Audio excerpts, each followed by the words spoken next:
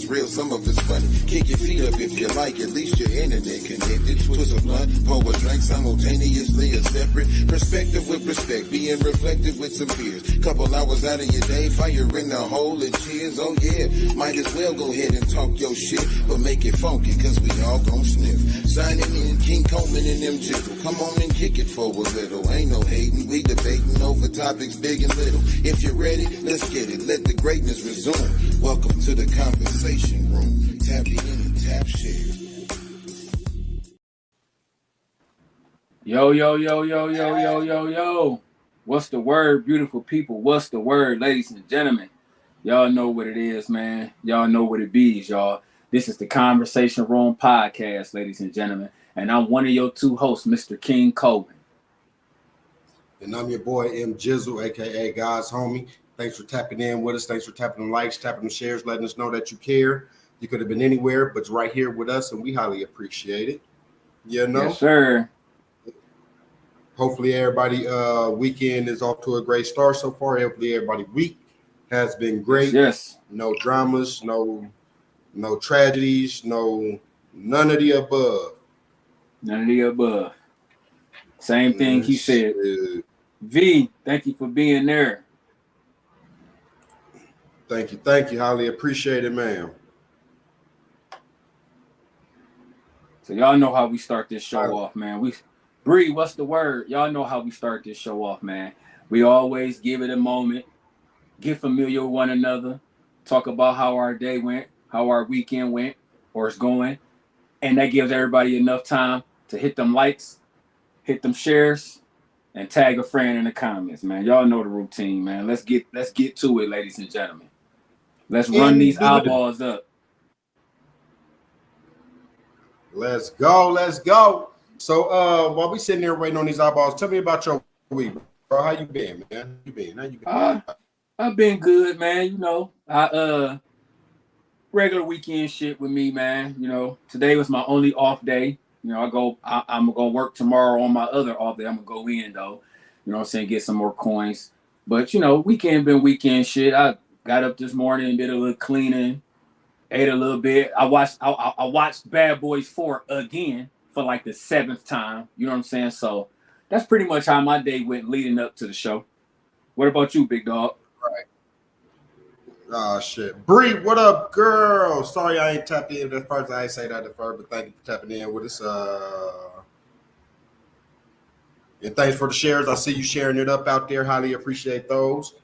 And my week been cool, bro. My week, I had a pretty good week. Yesterday was a little emotional for me, but I ain't gonna touch down on that. You know what I'm saying? But besides that, I had a pretty good week. I ain't gonna lie about it. Shit, you know, it's been just another week. Shit, like went to work, came home. Regular shit. Regular shit. I can do Today I was able to paint the house, got that knocked out. You know what I'm saying? The whole house? Yeah. Well, upstairs, like the not the bedrooms or the bathroom, but upstairs, the stairway, the entryway, and the living room. Okay. Yeah, so it was cool. Knowing how you get down, I'm sure it was a magnificent job. Right. All right. Well, thank you, brother. I do what I can when I can. You know, I'm happy with it. Everybody else seemed to love it. So, you know, I ain't going to complain about it not one bit. That's what matters. That's what matters right there. As long as the work that was done was appreciated by the people that got the work done. Look, motherfuckers talking about nobody under 18 come to the house. Like, okay, no kids come to the house because they're going to fuck up our walls. All right, I appreciate the love. It be like that sometimes. Right. And everybody know y'all can also tap in with us on YouTube, man. Y'all can watch us live on YouTube as well, because we streaming on Facebook and YouTube. You know what I'm saying? Just to give you options. You might like one better than the other. You know what I'm saying? That's true. That's true. Like, it's like sometimes I like watching my porn on X videos, but then sometimes I like watching my porn on Pornhub. It's like they're the same porn, but sometimes it's different. Right. X videos, they show they shit in HD high quality, you know what I'm saying? I can dig it, man. Don't judge me. Don't judge me. All right, so what's been going on? Hey, before we get started with this show, right? I meant to bring it up like, what are your thoughts and opinions on Biden dropping out and Kamala Harris picking up and running with the trying to do her thing? I'm okay with Biden dropping out. You know what I'm saying? Because even though most people probably don't want Trump to win, probably the same amount of people don't want Bernie Sanders to get another round around this motherfucker. And this nigga say Bernie Sanders. I mean, you know what I meant, man. You know what I meant. I don't know. Look, it's funny because just real quick, Biden. I had just saw a Family Guy episode and they had Bernie Sanders on that motherfucker. I don't know why that name popped up in my head like that. But yeah, Biden, man. I don't think people really want him to have another round around this motherfucker. And I'm okay with having some new blood. I mean, shit. I'm okay with having some new blood. So, and I'm not sexist. I don't give a fuck, male or female. I'm okay with having some new blood because we've already seen what a Trump can do or will do or try to do. And like we already seen what a Biden will do or try to do or can do. So, I mean, and if you listen to a lot of people talk, a lot of people wasn't satisfied either way. When Trump was there, a lot of people wasn't satisfied. When Biden was there, a lot of people wasn't satisfied. So I'm okay with having some new blood. I'm okay with that. Me, I'm cool with the new blood, but I think the entry was done poorly. You know what I'm saying? Like, I'm all for the new blood. If Kamala was running from Jumpstart and Biden had sat his ass down and backed her from the beginning, yeah, I've been all for it. But would it be in this deep into the situation? I'm not liking it. You know what I'm saying? Because it almost feels like a setup. You know what I'm saying? Because it's like, I feel like if Kamala win, that's going to give Trump more ammunition to, she wasn't even in a race at the beginning. She's a substitute. She's this, she's that, this, and that. You know what I'm saying? They going to eat that shit up. Yeah, shit. Shout out Janae. Shout out Eddie B. Thank y'all for tapping in out there, man. Appreciate y'all. Y'all know what it is, man. Let's run these eyeballs up, man. Tag a friend in the comments right now. And if you're still in the live, man, go ahead and share this bitch up one time for the one time. And make sure y'all hit those likes, reactions, hearts, anything on the stream, man. Let's go. Let's run this bitch up, y'all. Janae, what up? Good. Eddie, what up? Wow. V say Biden done, been needed to get out of that, his senior ass. I guess that's what senile ass. His senile ass, right. Yeah, you know, that's what I'm saying. Yeah, like a lot of, and then I honestly do feel like Biden, Biden just, I don't know, it could be his age and things like that, but I just feel like he wasn't mentally equipped for this job, man. Well, he did an all right job. He did. I'm not gonna argue neither way, but it's just like his presence just felt like a guy that was lost in the sauce more times than actually knew what the fuck he was doing. Right. That's just kind of how I read it. Like, I could be wrong, you know what I'm saying? But that's just how I read it from every time I watched him talk, every time I watched his ass walk. It's like, damn. It was like he was off balance the way he talked, the way he walked, like shit. you gonna fall asleep today. It was like it was just so much shit that was unknown about him to where I feel like if it was 10 years ago, maybe it probably would have been good for him. But where he's at now, I think this type of job is just too much for him. I agree with that totally. I agree to that totally. But now I will say this: I would still rather have Biden, old decrepit ass, in there rather than Trump. It's so many words I could use for him. I don't even want to use them. I'm just say Trump. No, I feel you though, man. I feel you. But I feel like what they just did just guaranteed Trump to win. You think so? I feel like I think so. I think that just guaranteed his win. Because I don't think Kamala got enough supporters. They're going to be able to pull up enough supporters to beat Trump. You know what I'm saying? Like she already came. She came into the building with a lot of haters. She came in with not too many fucking fans. California don't like her. Okay, for with how she was handling cases when she was a prosecutor and shit. California don't like her. You know what I'm saying? And it's a whole lot of other motherfuckers on that same tip. Yeah, I heard the rumblings about that.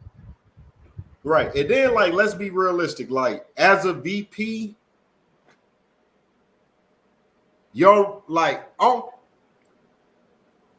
she made me question what a VP job is. I ain't gonna lie, right? Because what the fuck did she do? What did she do this whole term? Like, what did she do? Like, I don't even know no other kind of way to put the shit. Like, what the fuck did she do? Like, are the vice presidents supposed to do anything? Because come to think about it, I can't really think of one vice president that actually did something when they was vice president. You know what I'm saying? Like, maybe I need to go look up vice president's accomplishments or something, because I can't think of shit. Now, as for what Eddie just said, Eddie said they almost killed Donald.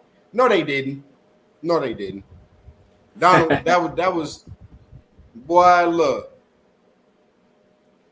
Ain't no motherfucking way Donald about to get brazed by a bullet and then stand there talking about some come on. He knew about that shit, bro. That shit was planned out from jump. You know what I'm saying? Then they sitting there talking about he ain't need stitches and all of it. Man, fuck Trump. Like, I seen one video where he got shot one day. It's supposed to be on one side of his ear. And then he popped up at a goddamn campaign rally with the bandage on the wrong damn ear. Like, come on, man. Nah, man. Hey, y'all ain't about to hit me with the okie doke. So you can fool somebody else, but you damn sure ain't gonna fool me. Look, hell no, not at all. But I think it's about that time. Let's go ahead. But before we jump into the first one, bros, please. Yes, sir. Do the honors. I know you don't smoke. I know this. Know this. But it's Saturday. You ain't got no job that you got to go to tonight. So Please do the honors for me. Well, y'all know what it is, man. Y'all know what time of the show it is, man. I'm not partaking no more, but I can still do the intro. It's time to do it, man. It's fire in the hole time, man. You know what it is. If you got it, blaze it. If you don't, that's fine. Sit back and catch this contact high, because it all worked the same, man. Fire in the hole, ladies and gentlemen. And if you got your drink up, man. I got a little private, little small, little something. I wasn't really in the mood to drink today, you know what I'm saying? So I just got something light, you know what I'm saying? Something light. Probably won't even give me a buzz, but something light, you know what I'm saying? Just to engage, you know. So while y'all doing all that, man, let's get ready to get into the show. Chandra, shout out. Thank you for tapping in, love. You know what the word is on the streets, man. Hit that share button for your guys one time for the one time. Tag a friend in the comments right now and hit the like on the stream. Tell a friend to tap in, man. For y'all that don't know, that haven't seen the promo throughout the fucking week about the show, today's show is about parenting. And we're going to go over a couple things that revolve around parenting and discuss some things, man. See if we can come to a common ground. Hopefully give each other some knowledge, more insight on some shit, you know what I'm saying? And for some people that got kids that's growing up to get to a certain age, some people already got kids that are at a certain age, so y'all may have experienced some of these things, and maybe y'all could chime in and give us parents that have little kids or kids pre-teens, and we can help guide each other through some of this stuff that we're gonna talk about today, y'all. Sure. Some of y'all might not have no kids, but plan on having kids. So need to sit back, relax, and hear to take in this information that we drop for y'all. You know, it's never a bad idea to go into a situation with some type of information. So if you don't have no kids, but you plan on having some kids, you ain't got none right now, sit back, relax, and take in this information while we parents talk to y'all, learn y'all a little something. Learn y'all a little something. Let's go.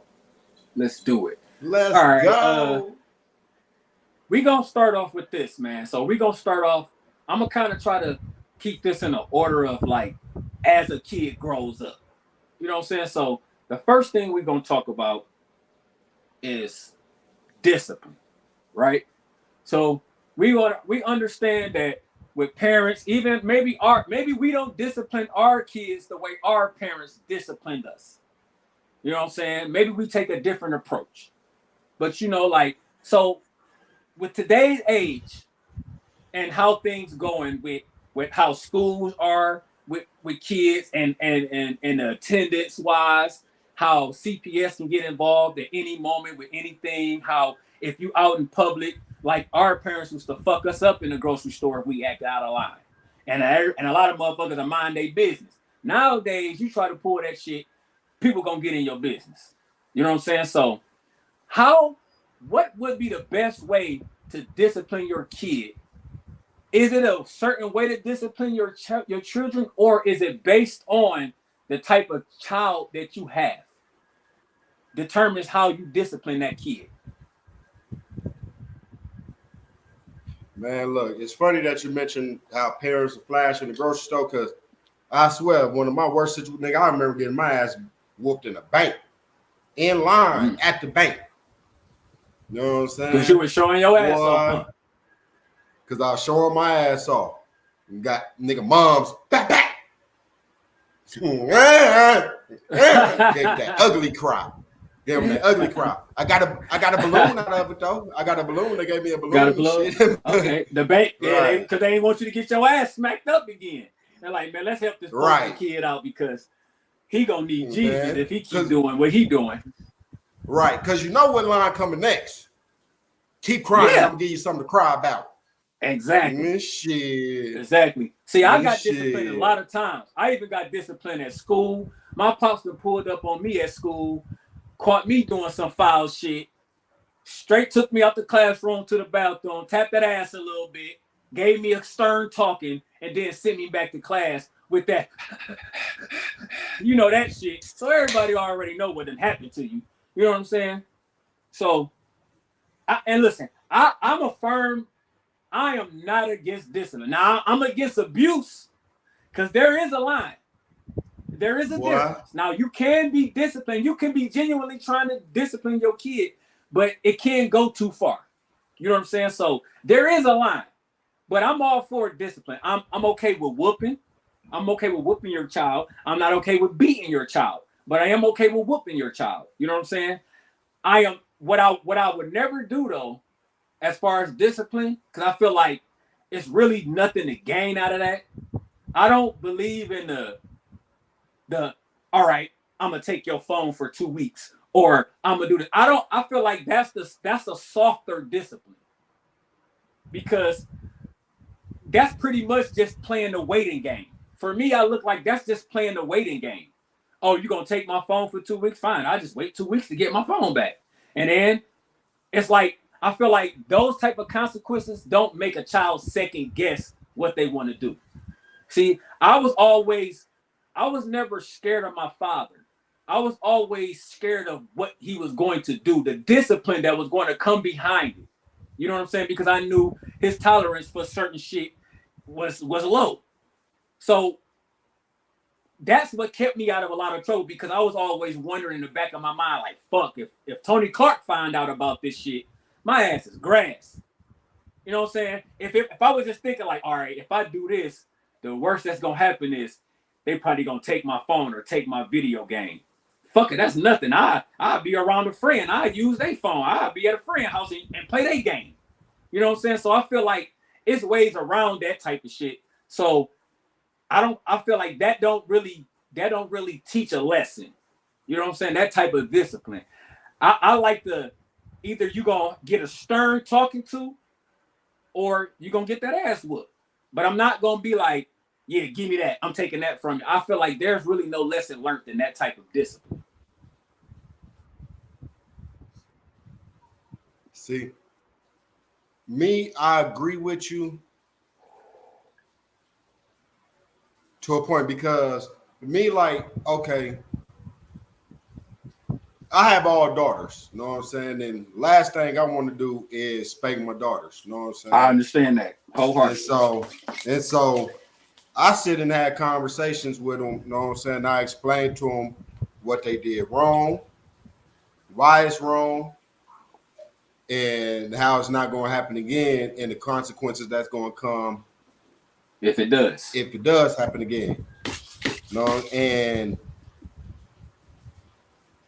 I use spankings and shit like that as a very last resort, only because, once again, it's daughters. If I had sons, it'd probably be different. I'll probably tell them one time, the second time, bow, hit you in your chest. It's chastise time. Yeah, exactly. Right. But,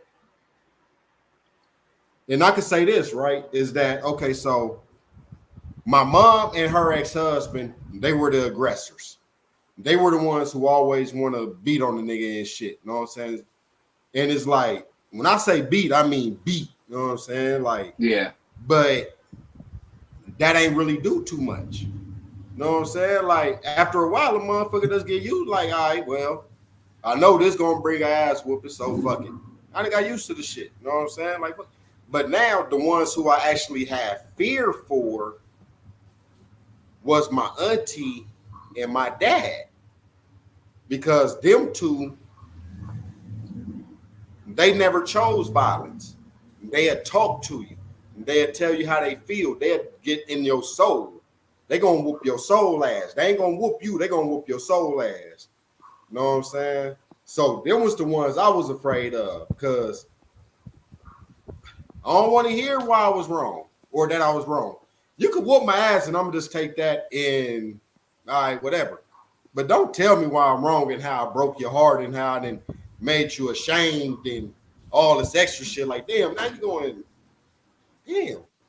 Now guilt I will say that, right? You know what I'm saying? Like, now I feel like I done took some years off your life and shit. Like, if you have a heart attack, I'm the reason why. You know what I'm saying? I don't want to be part of that. And shit. So, you know what I'm saying? Then auntie, she used to hit a nigga with the Bible, like, now you know God ain't going like that. You know better than that. Damn, now you gonna sit here and tell me I'm pissing off God too? Damn, okay. Cool. I can dig that. So I go with talks and shit. But now, what I will say also is that I will take that shit. I'll take that shit in a heartbeat, and here's why, right? Because I know that today's day and age, kids are more interested in their phones and laptops and all that type of shit than they are going outside or any of that shit. You know what I'm saying? Yeah. So it's like, shit, okay. I'm about to take your shit. How about that? But I ain't about to do a week, a couple of days. You ain't got nothing for the whole month. You don't have your phone. And I ain't just taking one thing. I'm taking everything. I'm taking your phone, tablet, and TV. You know what I'm saying? You want some entertainment, go read a book. That's what you go do. You know what I'm saying? Or sit down and watch what your sister's watching, but I know that's gonna piss you off because you ain't into what they. Melody don't like shit that the younger two watch. The younger two ain't into what Melody watch. So it's like, yeah, y'all work that out. You know what I'm saying? So I'm taking everything. Lucky I can let them keep the blanket. You know what I'm saying? Like, this shit. So you lucky I'm keeping the bed in that bitch. I might make you sleep on the floor. You know what I'm saying? Look.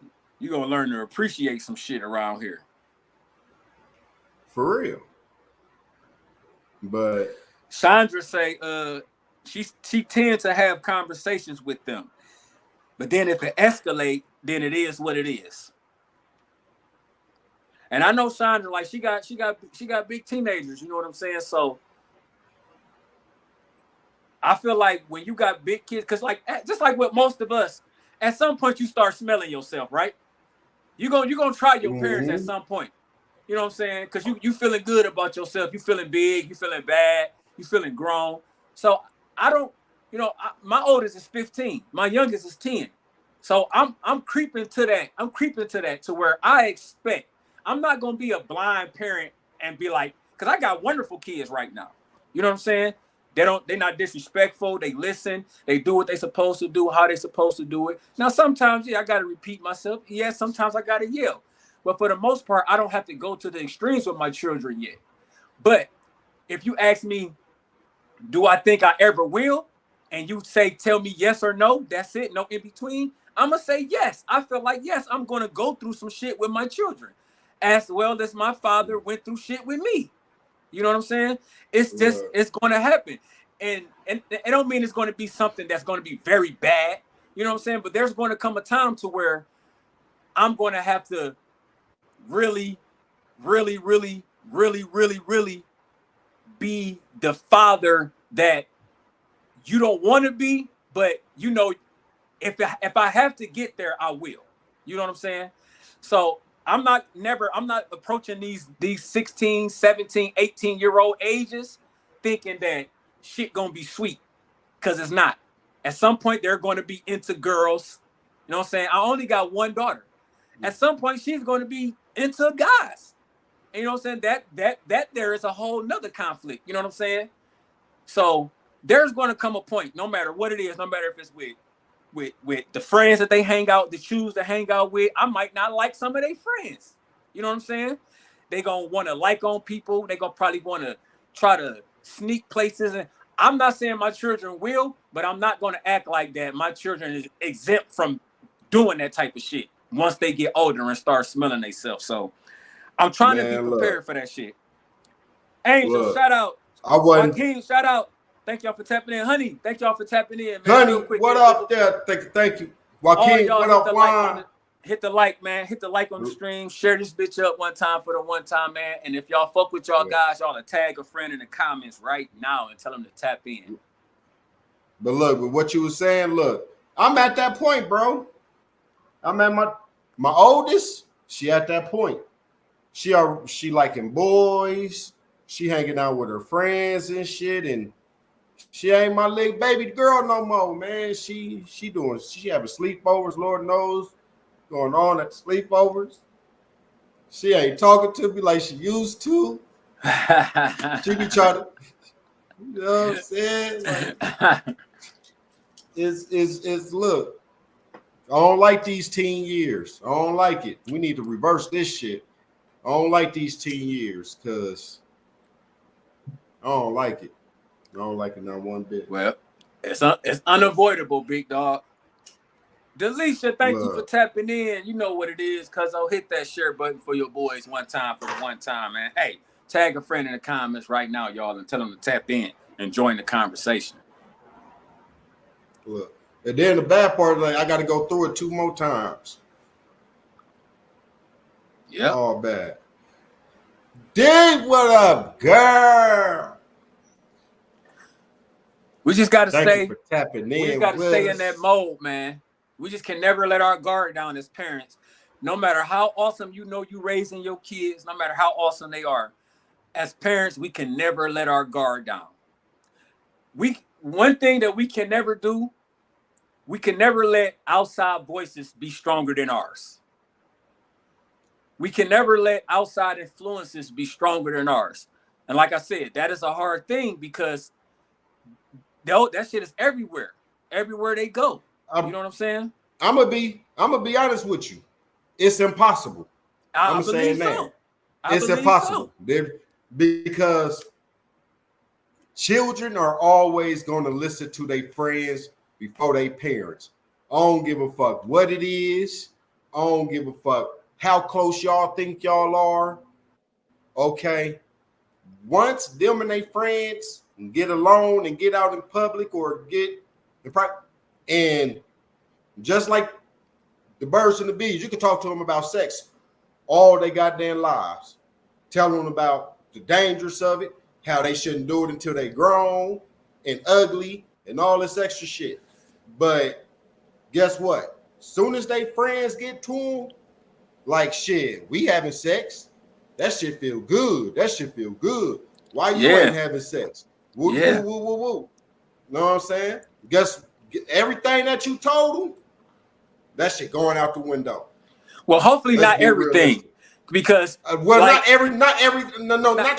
Like as far as like, know what I'm saying, like the protection, the worries and the danger. Yeah, but as far as don't do it right now.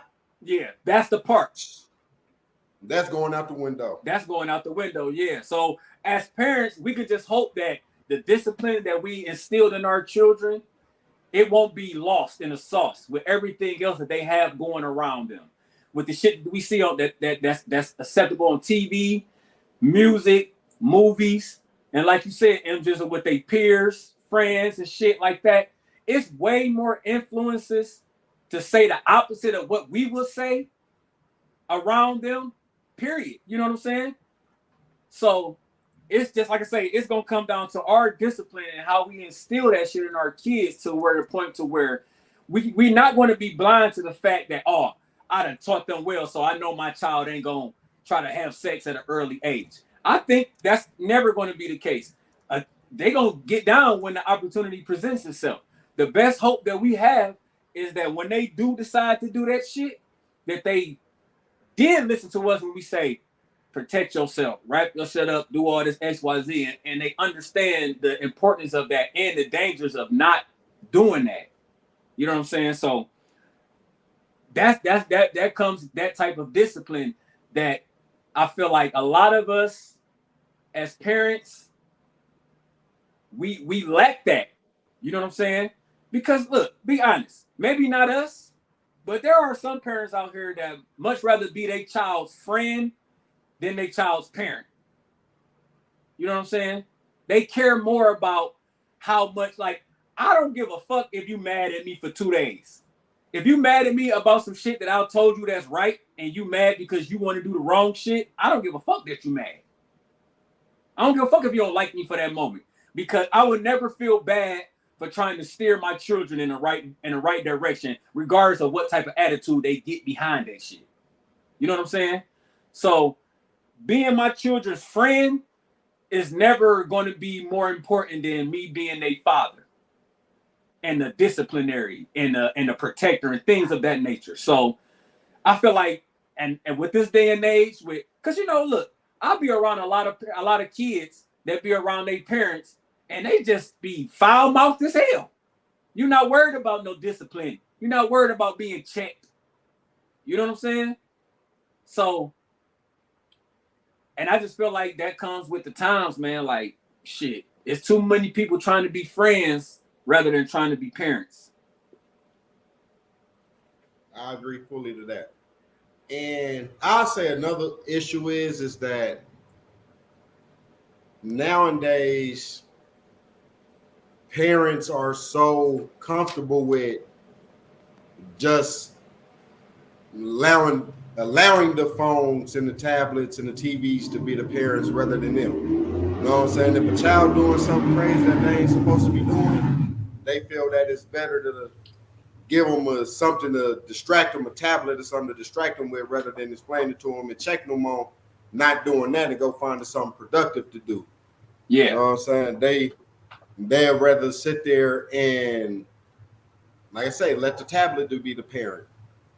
You know what I'm saying? And nowadays, it's like you see kids, they so quick to, oh, I call the police. You can't touch me, and I call this and do that, and then it's like, well, hold up. Me, I come from the era of, okay, well, you better hope they get here before they kill you. Exactly. You know what I'm saying? Like, hey, like, for real though. You know what For I'm real saying? You know what I'm saying? I come from that era where you tell your parent you're going to run away, they be like, all right, don't take nothing with you. Let's get the hell out. You know what I'm saying? See how long you make it on your own, Mr. Big and Bad. Right. Nowadays, you can try that shit if you want to. Right. Nowadays, kid tell a parent that they're gonna run away. What's going on with you? Why are you feeling like this? Why do you not want to be here? I'm gonna find you some help, and want to send their kids to counseling and all that weird ass shit. No, just slap the shit out on one time. Well, not slap the shit out, but you know what I mean. I know exactly. Shit, and that'd be all right. That'd be all right. You know what I'm Man, saying? put your hoof down. Put your hoof down. Right. And stand up for what you believe in. But yeah, so I figure we all in the same agreement to that there. But let's go ahead and move on to the next one. Let's do it. All right, so along with discipline, you have a little thing. If there's multiples, I should say. But then let's even follow along with even if it's cousins. Cousins could be seen as siblings.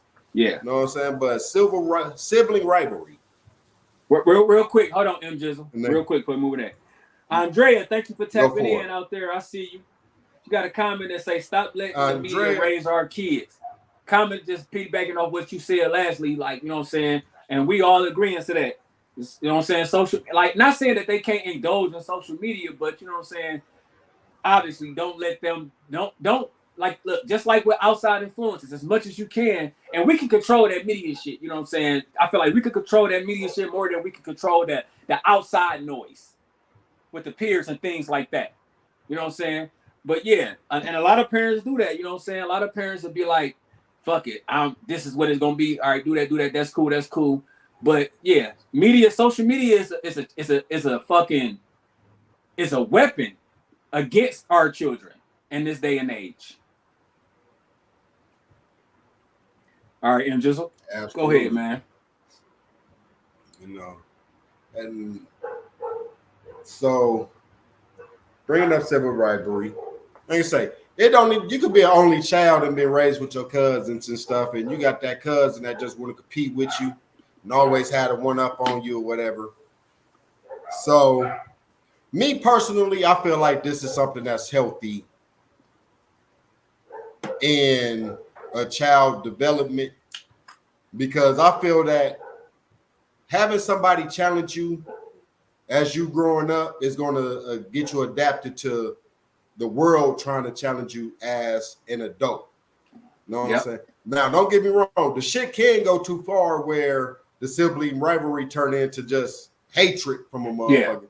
Now, that's where we got to draw the line. That's, you know what I'm saying? That's where the parent supposed to step in a long time ago and really, you know what I'm saying, put a ceiling on how far this list. But if y'all just competing with each other all the way up, you know what I'm saying? Oh, you want to be the quarterback of the football team? Okay, guess what? I'm about to be the point guard of the basketball team and show your ass up. You know what I'm saying? Like, and shit. So, sibling rivalry is okay with me.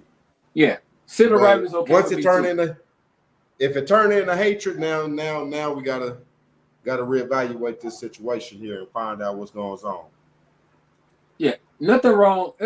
Like as long as y'all not competing for shit, like competing for attention from the parents, competing to be the best child, like long as there's no downplay of the other, you know what I'm saying? Because sibling rivalry, like you said, sibling rivalry can be a push that a lot of us can grow from.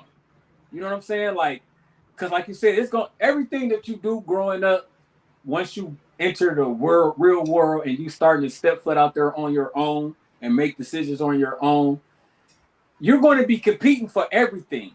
You think about it, like when you fill out applications, you're not the only one that's applying for these jobs. You're competing for that. You know what I'm saying? When you out here and you trying to date and you trying to find women or find a man, you're gonna be competing for that shit too. You know what I'm saying? It's just a lot of things that sibling rivalry can help you in your decision making as you get older. And also it can help you understand a lot of your strengths and help you recognize a lot of your weaknesses. So where you can know where you need to improve on, things that you know you need to get better on. And it also helps you recognize things that you know that you are amazing at. Things that you like, it helps you identify what's in you more. Like, so I'm all for sibling rivalry, but like you said, don't let it go too far to where it starts turning into hatred and dislike for the other person. If it get there, then that's when the adult figure needs to step in and put their hoof down and do what they supposed to do. Going back to discipline, you know what I'm saying? Do what they supposed to do. Get in between that and let them know, y'all. At the end of the day, y'all are family. You know what I'm saying? Y'all are together. Y'all can compete and push each other to make each other better, but don't try to make each other feel like shit while you doing it. You know what I'm saying? As long as that's not the case, I'm all for y'all competing and doing what y'all need to do to help push each other to be better and to understand more. You know what I'm saying? See, all right. my sibling rivalry. Oh, go ahead. Okay. Bree say, I'm so glad my siblings and I are close. However, the only thing we argued over was Super Mario Kart and 007. Big facts. Big facts. Now that's see, playing the games with my brothers and my siblings and my cousins and things like that.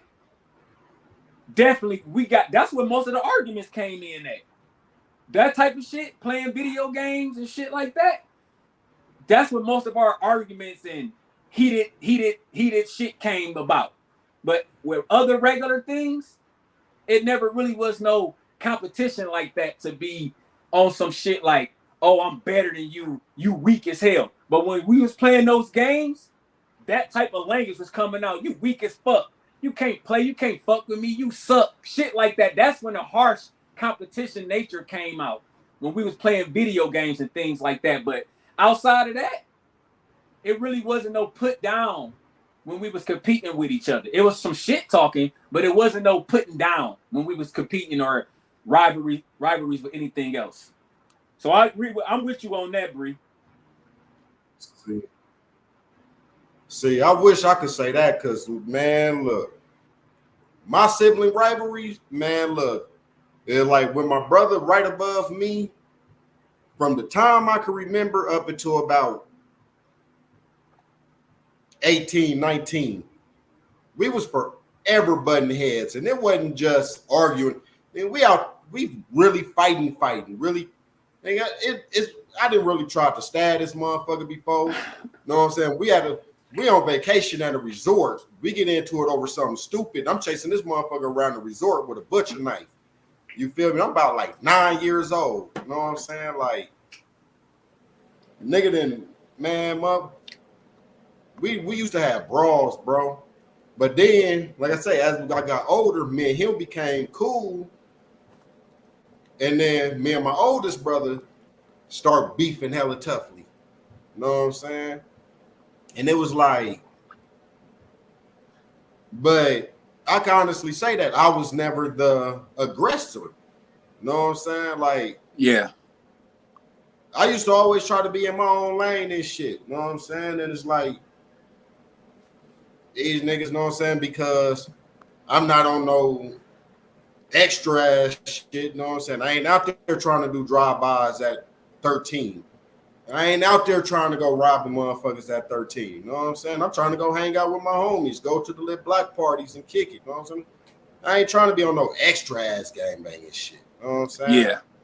And so that made me a target too, because, but, and then plus, like, not even lying, like, no bullshit. them niggas was ugly, and I was always, you know what I'm saying, they always had to hear their whole life about how cute I am, and and that ain't even no exaggeration. So I know that brought a whole lot of bull. No, jealousy. For real, no bullshit, them, right, them.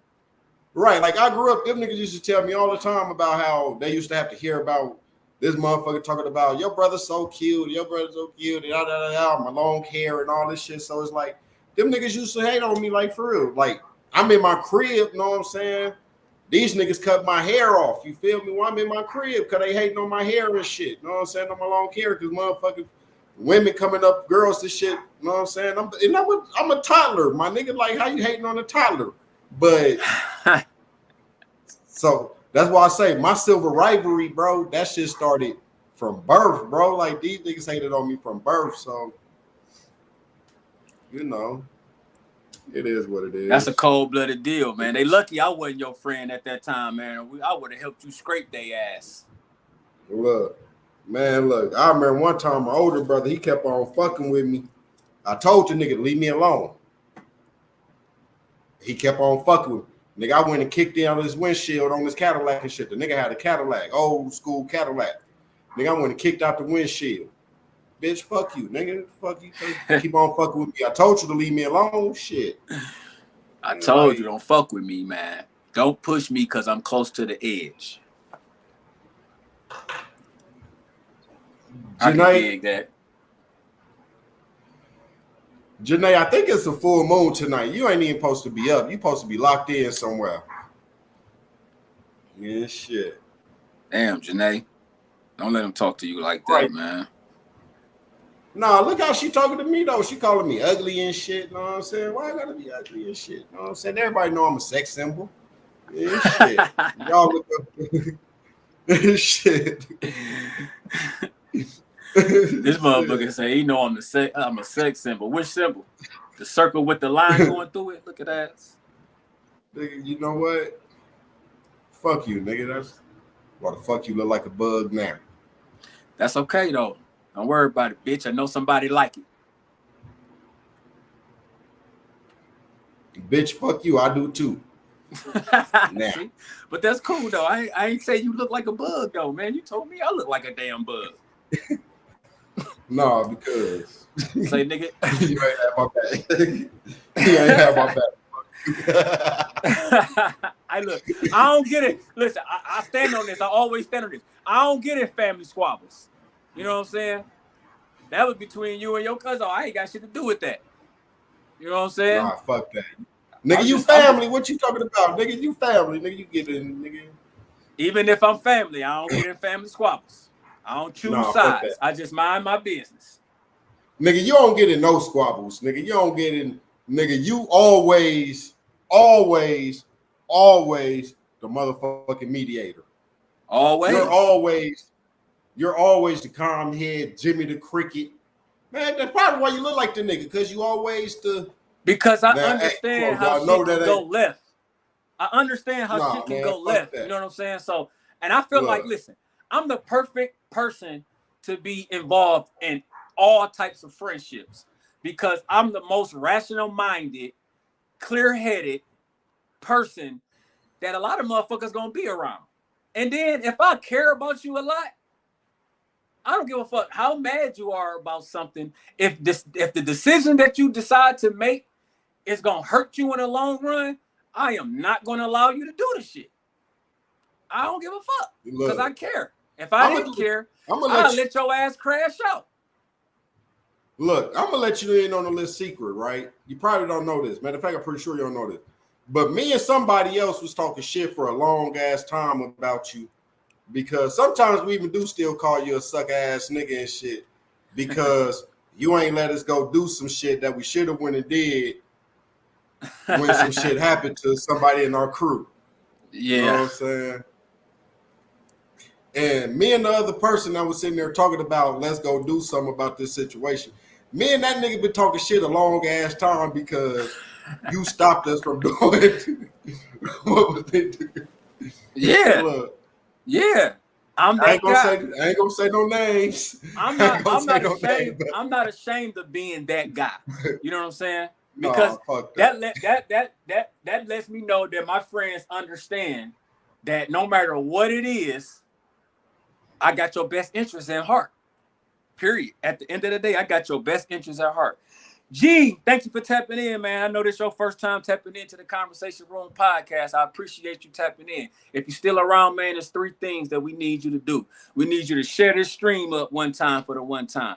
We need you to hit the like button, the heart button, the laugh button, anything on the stream. And if you're still around and you're really rocking with us, man, tag a friend in the comments right now and tell them to tap in and join the conversation, man.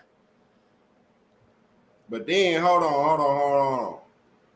Gene, I'm gonna tell you a little something that's a little bit more important than that, right?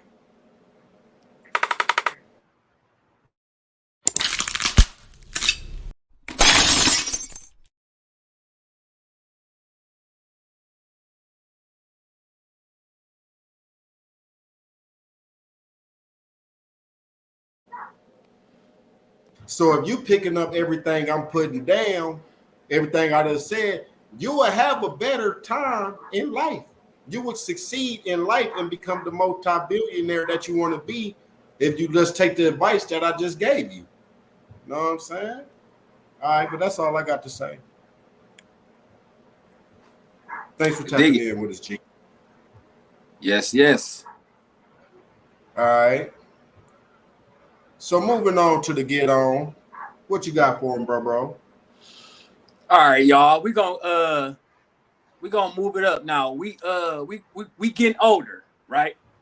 We getting older. Our children's getting older. You know what I'm saying? So now we got preteens, teenagers, almost adults, wherever you at with it, right? So here comes this. Now your children wants to date. Now we had an episode a while ago where we talked about dating. You know what I'm saying? Like, what's a good age to start and allow your children to date? Like, even if it's at a preteen age and they want to go to a movie or to an arcade, is that okay? Do you feel like you need to shadow date with your children in the beginning? You know what I'm saying? Or what kind of talks do you have with your children about dating? You know, you got boys. Do you talk to them about dating as far as like how you court a woman when you want to ask her out? You know what I'm saying? How you treat a woman when you are out on a date, and how we touched on last episode, appropriate attire when you're going out on your first date with this person. You know what I'm saying? Manners to have on the first date, things like that. How do we approach dating with our preteens and our fully teenage kids? What is your approach on dating, Gizzle? How do you feel about dating? Because we all know that you got all girls. So I know the way we approach our daughters dating and our boys dating, it might be a little different. But I want you to start off, since you got all girls and you got a teenage girl, like you said, that's already liking on boys and things like that. What is your approach? And then once you give me your approach on that, tell me a more generalized approach for like the whole scheme of the thing. See, well, I say with my teenage daughter, she already got this boy that she like his stuff. You know what I'm saying? And first off, you know what I'm saying, we're in 2 different states, so I can't even treat it how I would if I was right there. You know what I'm saying? But from a distance, you know what I'm saying? Or even if I was there, first off, I would never do the shadow dating thing, right? Okay. Because I feel like if I'm sitting there shadow dating with them or I'm there, they're going to be too uncomfortable to really even enjoy themselves. I agree. You know what I'm saying? They're not going to really be able to feel each other. They ain't going to be able to even get that connection out of each other because they're going to be too worried about me. So I'm going to just talk to my daughter and let her know my expectations of her, you know what I'm saying, which I expect her to go in with respect for herself. Most important. You know what I'm saying? I expect her and have fun. You know what I'm saying? Don't do nothing that you are uncomfortable with. If you have to second guess it, don't do it. Right. You know what I'm saying? Go with your first judgment.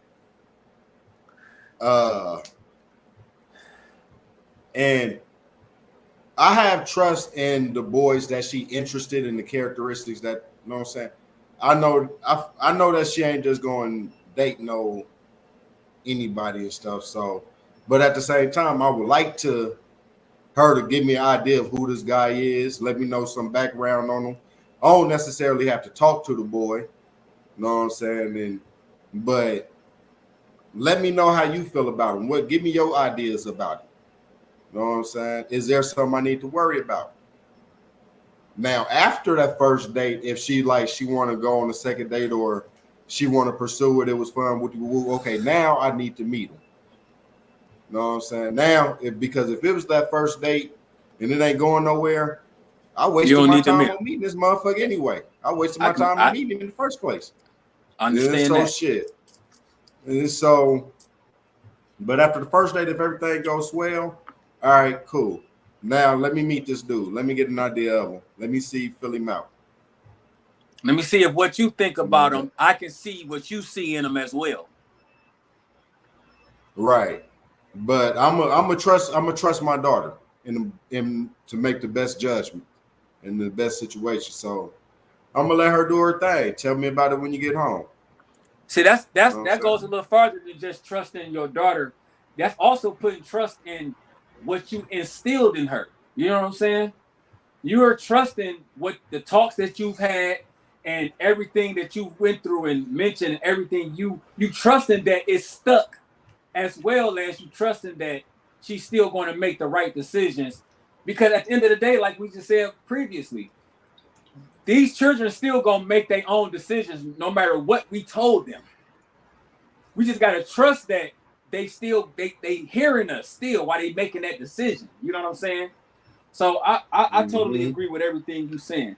As far as I go, having 3 boys and 1 girl, you know, fortunately right now, none of my children are into the opposite sex yet. None of my children are finding girls that they like or boys that they like and things like that. But as far as my boys go, when they do start dating, I want them to understand that the first date and you going out, be as gentleman-like as you possibly can. And that means if you want to be the gentleman that's going to be opening up the car door, closing the car door, things like that. Practice that. Now, I'm not going to say that that's an everyday thing because your father don't do that all the time. But to have that in you is good. Opening up the door for your woman when she's coming in. Things like that. And when you are dating and you out and y'all are socializing, try to listen more than talk.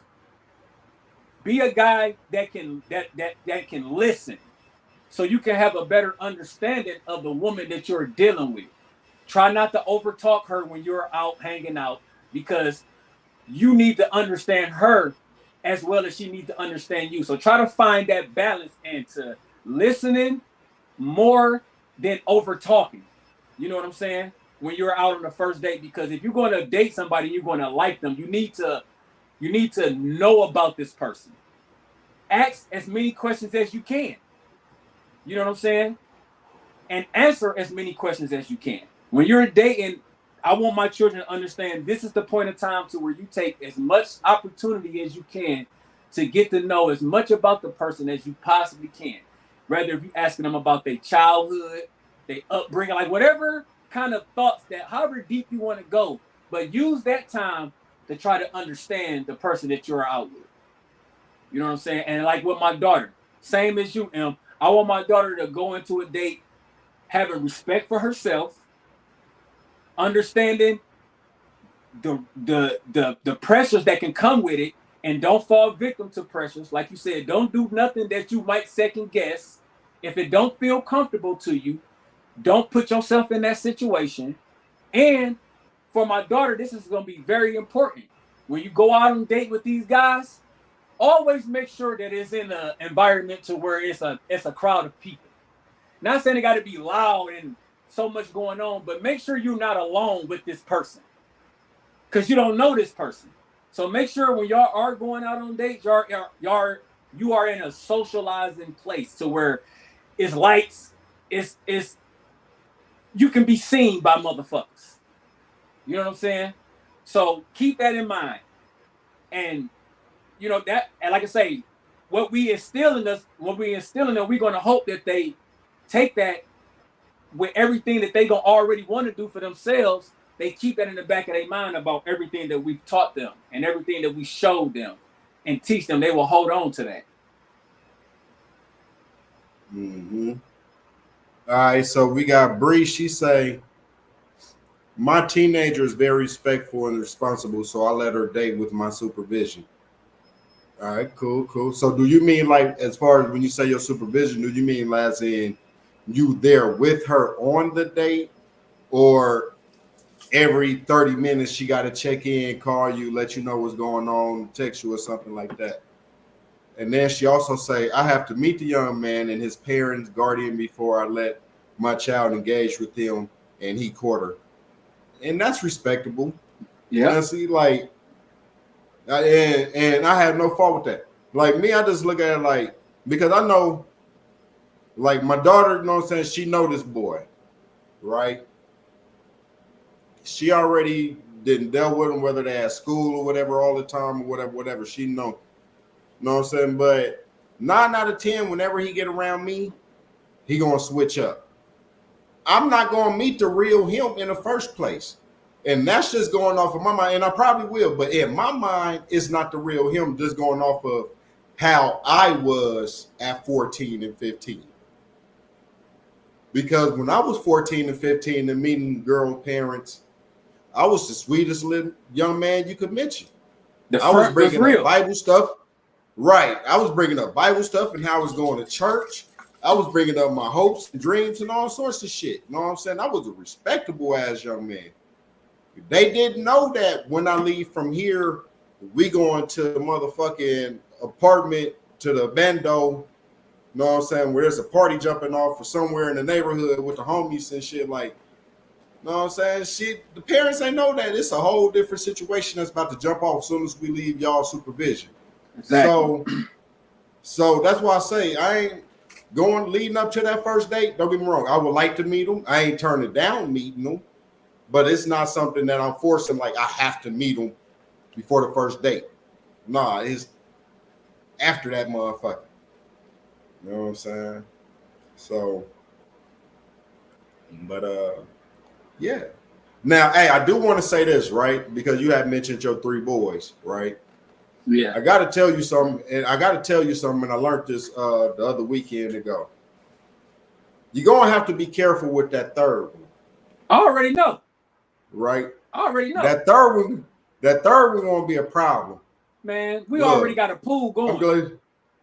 We got a pool going already. I'm glad you know. Yeah. Because we talked about that young one 5 years ago. Look, hey. Man, because look here. Yeah. If I was a bad bitch, I would have fucked me too.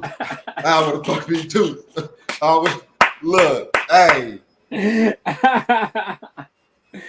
you see how the little homie get down, man. He way more. He's way more. He's the youngest one, and he don't know a lot of shit like that on that tip. But I would like to say that he's more aware of the things. You know what I'm saying? He's more aware of that type of shit. You know what I'm saying? And like that just goes back to what I said earlier. Like, I'm not putting nothing past my children. Like, I'm hoping that it goes how I want it to go in my mind, but I know my children. I see them every day. I'm around them every day. I talk with them. You know what I'm saying? I see how they act now, how they present themselves and things like that. And yeah, that third one, yeah. It's up there in the sky. It's up there so high, I can't even jump and touch that motherfucker. I literally gotta get a jetpack. Look. All right, what Bree on? Bree say, when her boyfriend come over, they are not to be in a room with the door closed. That's what I mean by supervision. I will chaperone them to the movies, mall, etc., but I won't be on their heels and follow them around. Now that is perfectly fine. Now being at the house and the door closed, that shit should be universal. Look, they ain't even allowed in the room. Fuck the door closed. Y'all ain't even allowed in the room. And that should be perfectly fine. Right. Y'all can sit in the living room. Y'all got a porch in the kitchen.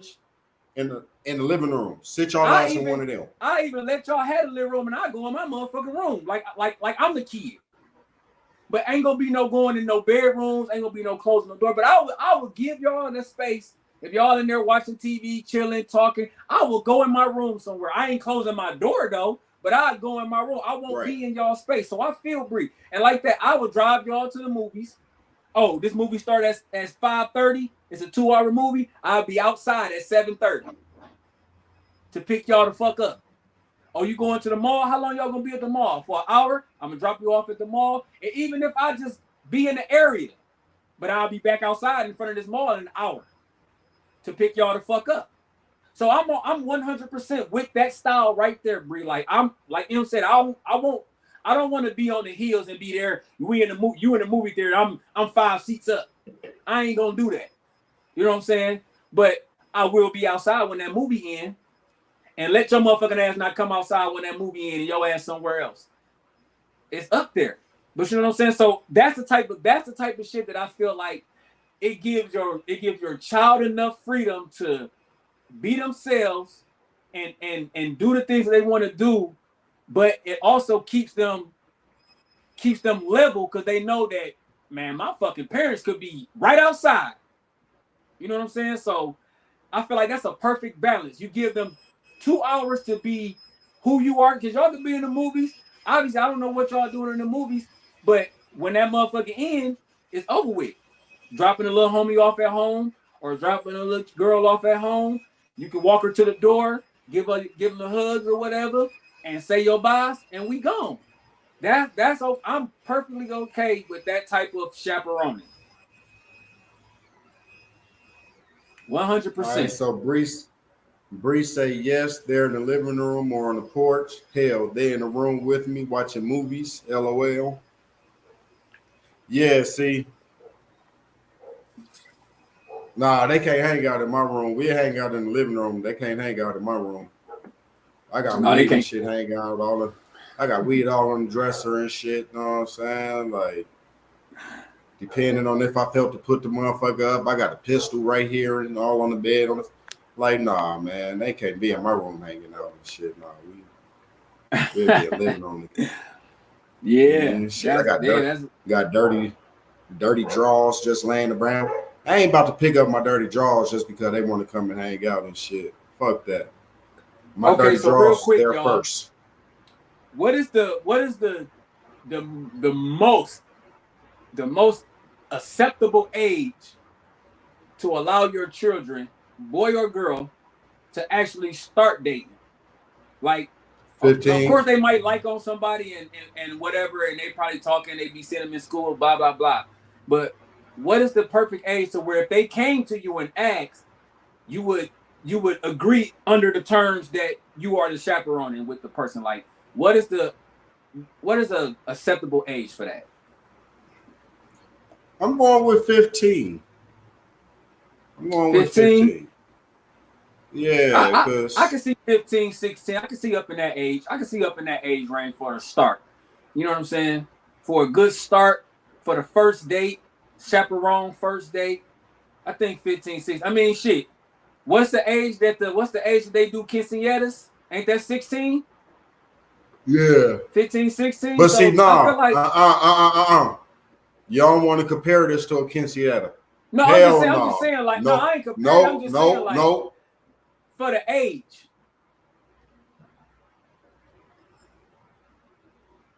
All right, we got Bree say 16, Erica say 16. Yeah, I think 15, 16 is cool. Fuck that, because my baby gonna be a lit girl until she 30. Ain't no, oh, you 16 now, you're a grown No, woman. I ain't saying like, no, I'm not saying under those terms. I'm saying that I get the age that they do it, like for them, like they culture, whatever they do the quinceañera, like when you reach 16, not saying that we would treat our children as adults and say you enter womanhood like that. I'm just saying, like, for them, they culture at 16, I feel like that's when they are being. That's basically them saying that okay, at 16, you are allowed to have some of these things that I was saying no all these times. That I was saying no to a lot. So I feel like for them at 16, they recognizing that okay, you are of the age to where some of the things that I was saying no to, I can say yes to. I would be more comfortable saying yes to at 16. Because for them, they recognizing they're at that age for that. You know what I'm saying? So I feel like when it comes to dating, 15, 16, to recognize them as far as being old enough to date, chaperone-wise, I feel like 15 and 16 is a great start. And it's not a bad thing to start learning those type of things. You know what I'm saying? Because I ain't gonna get on that. I'm gonna wait to the next topic because the next topic actually touch on what I was about to say. But yeah, right. I feel like 15, 16 is cool, man, to date. You know what I'm saying? Look. See. Yeah. Yeah. See, and I'm gonna say 15 because like you're 15, you just hit the 9th grade. You know what I'm saying? Now you're starting to, you know what I'm saying? You're high school, you're exploring your adulthood, you know what I'm saying? You're exploring getting older and shit. So it's like, and dating is gonna be one of them. You know what I'm saying?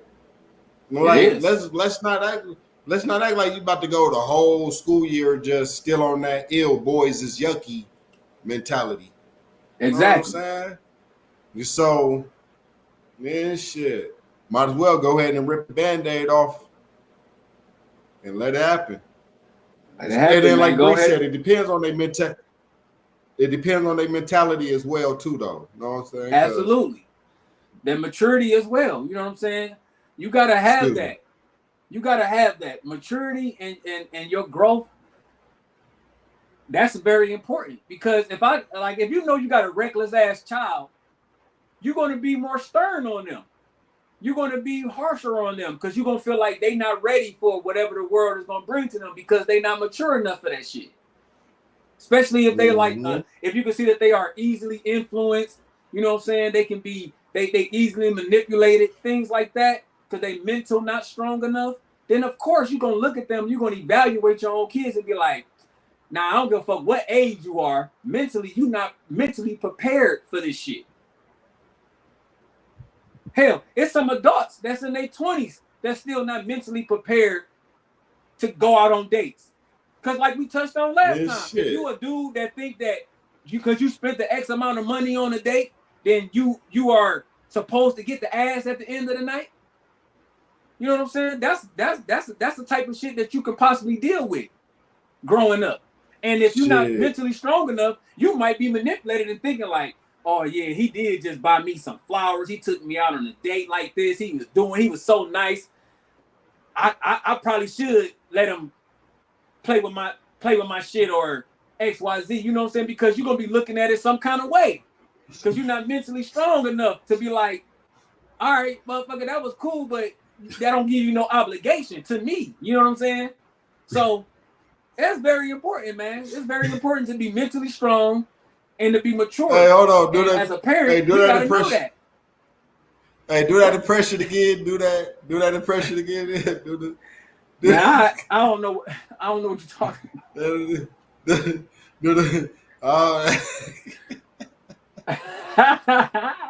You know what it is, man. Hey, real quick side note though. Real quick side note. I'm very disappointed in this. I wish it never happened. And I'm fucking, after seeing these videos, I'm so hurt that they done let this motherfucking, this baddie shit, they done took this shit to Detroit, man. They done had the city full of, oh my God, bro. I wish I could have just had the time to really get the videos out so I could have them on the show. But hold on, talk about it. That motherfucking that you know the show The Baddies or whatever. I first seen it like it was The Baddies of Las Vegas and shit. Oh, The Baddies of Vegas, yeah. Yeah, but now they was doing, today was the first day to where they had the auditions out there in Detroit. So they had videos of all types of shit that I've been seeing surfacing on the internet from the shit that popped off today. Man, that's a bunch of. That's a bunch of. I will not. I just had to throw that out there, man, because That shit right there is for the birds, bro. Boy, look, I know they got some bottle rockets. Man, Boy, look. Man, I've seen some videos today, and I'm like, that shit out cold, bro. That shit out cold, man.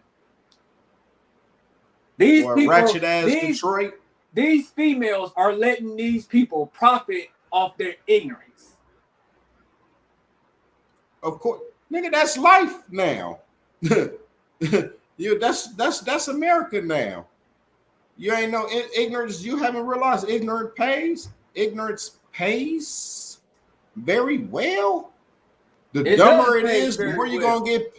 The dumber it is, the more you're gonna get paid for it. Yeah, but God damn. Shit. Look, there's a nigga right. There's a motherfucker right now getting 21.7 thousand views for making a bunch of crackheads eat the hottest chip in the world. Here we are talking about parenting, and we get 6 views. You know what I'm saying? It's all right. It's all right because I got ignorance pays, bro. I got the butt naked women coming. Look,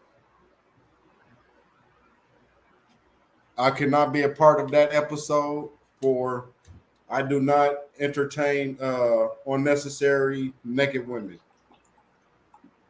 Man, they ain't even about them being naked, bro. I just feel like this show is all about who can talk the most shit and who can fight.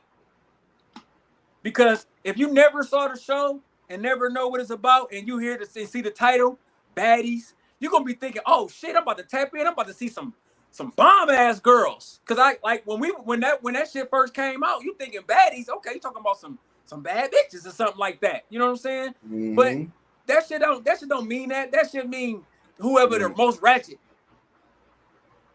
But you look, hey like, Bree, but let me tell you, Bree, Detroit do have some beautiful women. Detroit has some extremely beautiful women.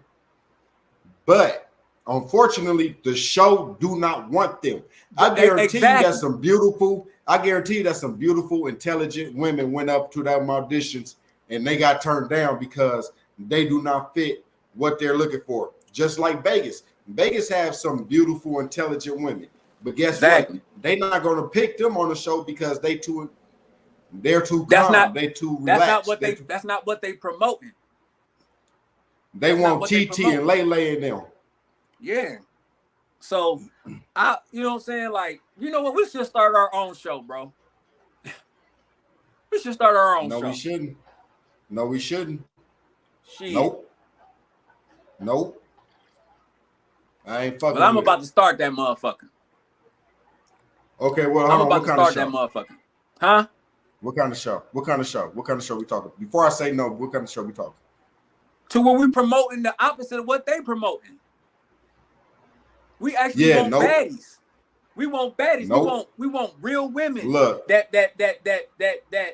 got the real women gene that can talk to other women and be like, this is that. Not out there promoting who got the best hands, who can cuss the most, who can fight the best, like who actually could be out here and talk about how you can motherfucking promote greatness. Look, I will support it. I will read over the files and help. Yeah. You know what I'm saying? Go through the files and But I will not do any face-to-face judging, nor no auditions. I will not I will not be personally entertaining or you see, but I do agree with you. We should do this. I agree with you. Right? I'm gonna just be in the background. Okay. And I'm gonna let you handle and I'm gonna just be in the background. That'll work. We'll run our shit in a way like how they do the Miss America pageants. You know what I'm saying? We get some contestants on the show and we got a select number of kind of questions and y'all gonna answer them motherfuckers. And then we gonna choose who the best baddie out of all that shit. Because we ain't gonna ask no blowed ass questions like how they doing on the show. We gonna ask real shit that we want to hear from real women opinions. You know what I'm saying? Like, yeah, we need to promote that. We need to push that. We need to get that narrative out there. That that you can We be a need baddie. Michelle Obama on that. Yeah, some We shit need like Michelle Obama up there.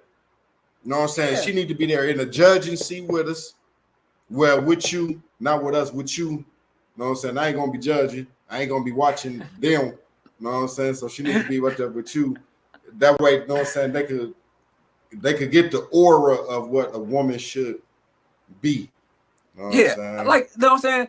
Cause look, man, like you said, and like we all know, man, media is the leading influencer in the whole world, the media. You know what I'm saying? So if we need more positive influences being in front of cameras or on a platform than what we have. You know what I'm saying? Cause think, I fully agree. even that fucking that 1v20, that's what it's called when they popping the balloons and shit. Even that shit is out of pocket. I love the concept, but it's like who is picking the women to be there, and who is picking, like, where are y'all find what is the qualifications for this shit? You know what I'm saying? Man, look, I remember I seen one where it was lit Boosie on there, and two of the girls went and gave the nigga head during they filming. When it was their turn to talk to the nigga, they asked him, "Can we give him some head?" Boosie like, "Hell yeah." Who the fuck gonna turn down head? Right, then come to find out one of the girls was the dude hosting cousin and shit. So it could be staged, but I don't know. I don't think Boosie just gonna play along with some fake head like that. But the nigga sitting there banging at the door and shit, you know what I'm saying? And they ain't let what happened on the inside be seen and shit. So, and shit, Boosie come out fixing his pants and shit. So it's like, I don't know. Yeah, that's just a little side note, man. Play. Yeah, I just wanted to throw that out there. We're gonna get ready to move this thing on, man. Right after this.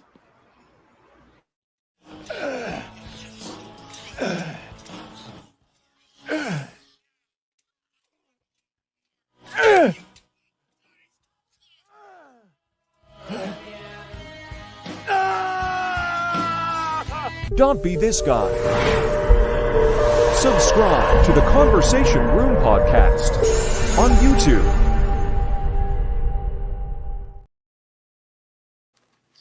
Yeah, don't be that guy, y'all. Don't be that guy, man.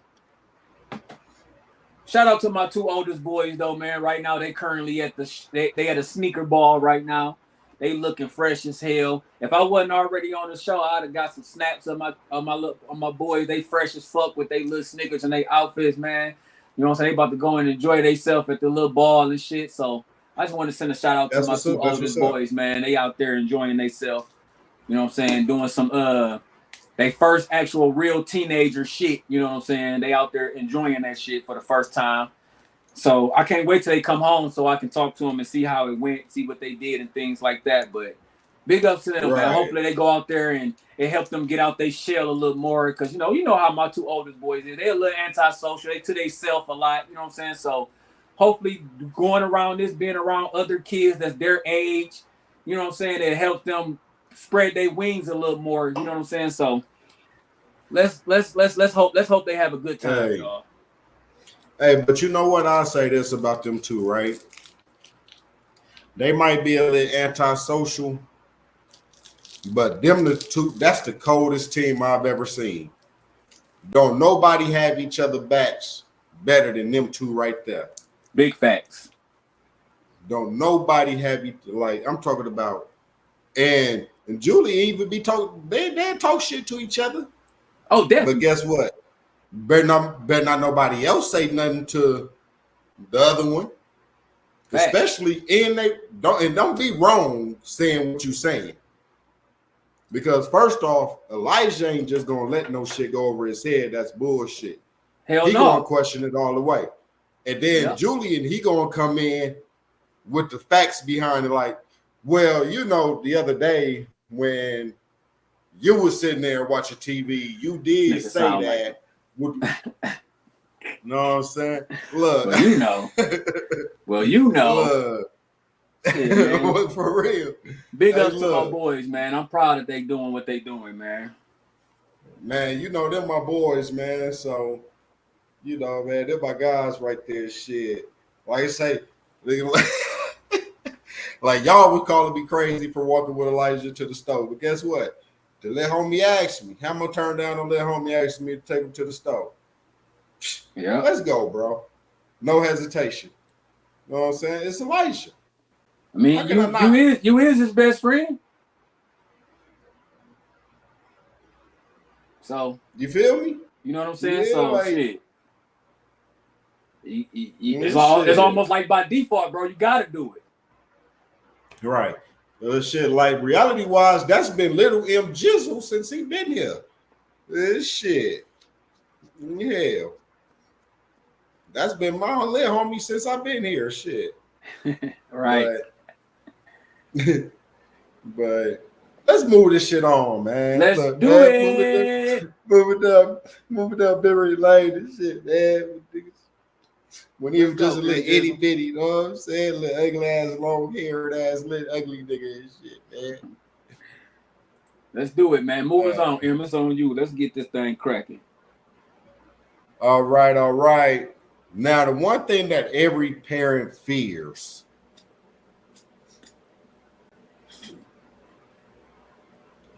but it's something that we all know that's going to happen. So it always got to come down to this. The talk. Now, how you feel about the talk, bro? Like I said, the boys, they ain't thinking about the girls now, but have you had to talk yet, or are you planning for the talk, or how do you go about having a talk with your boys? Haven't had the talk yet. And I think the reason why I haven't had the talk yet is just because they haven't expressed any interest in that part of life yet. You know what I'm saying? So I'm kind of like waiting on them to come to me and say that they like a girl, or like I ask them a lot.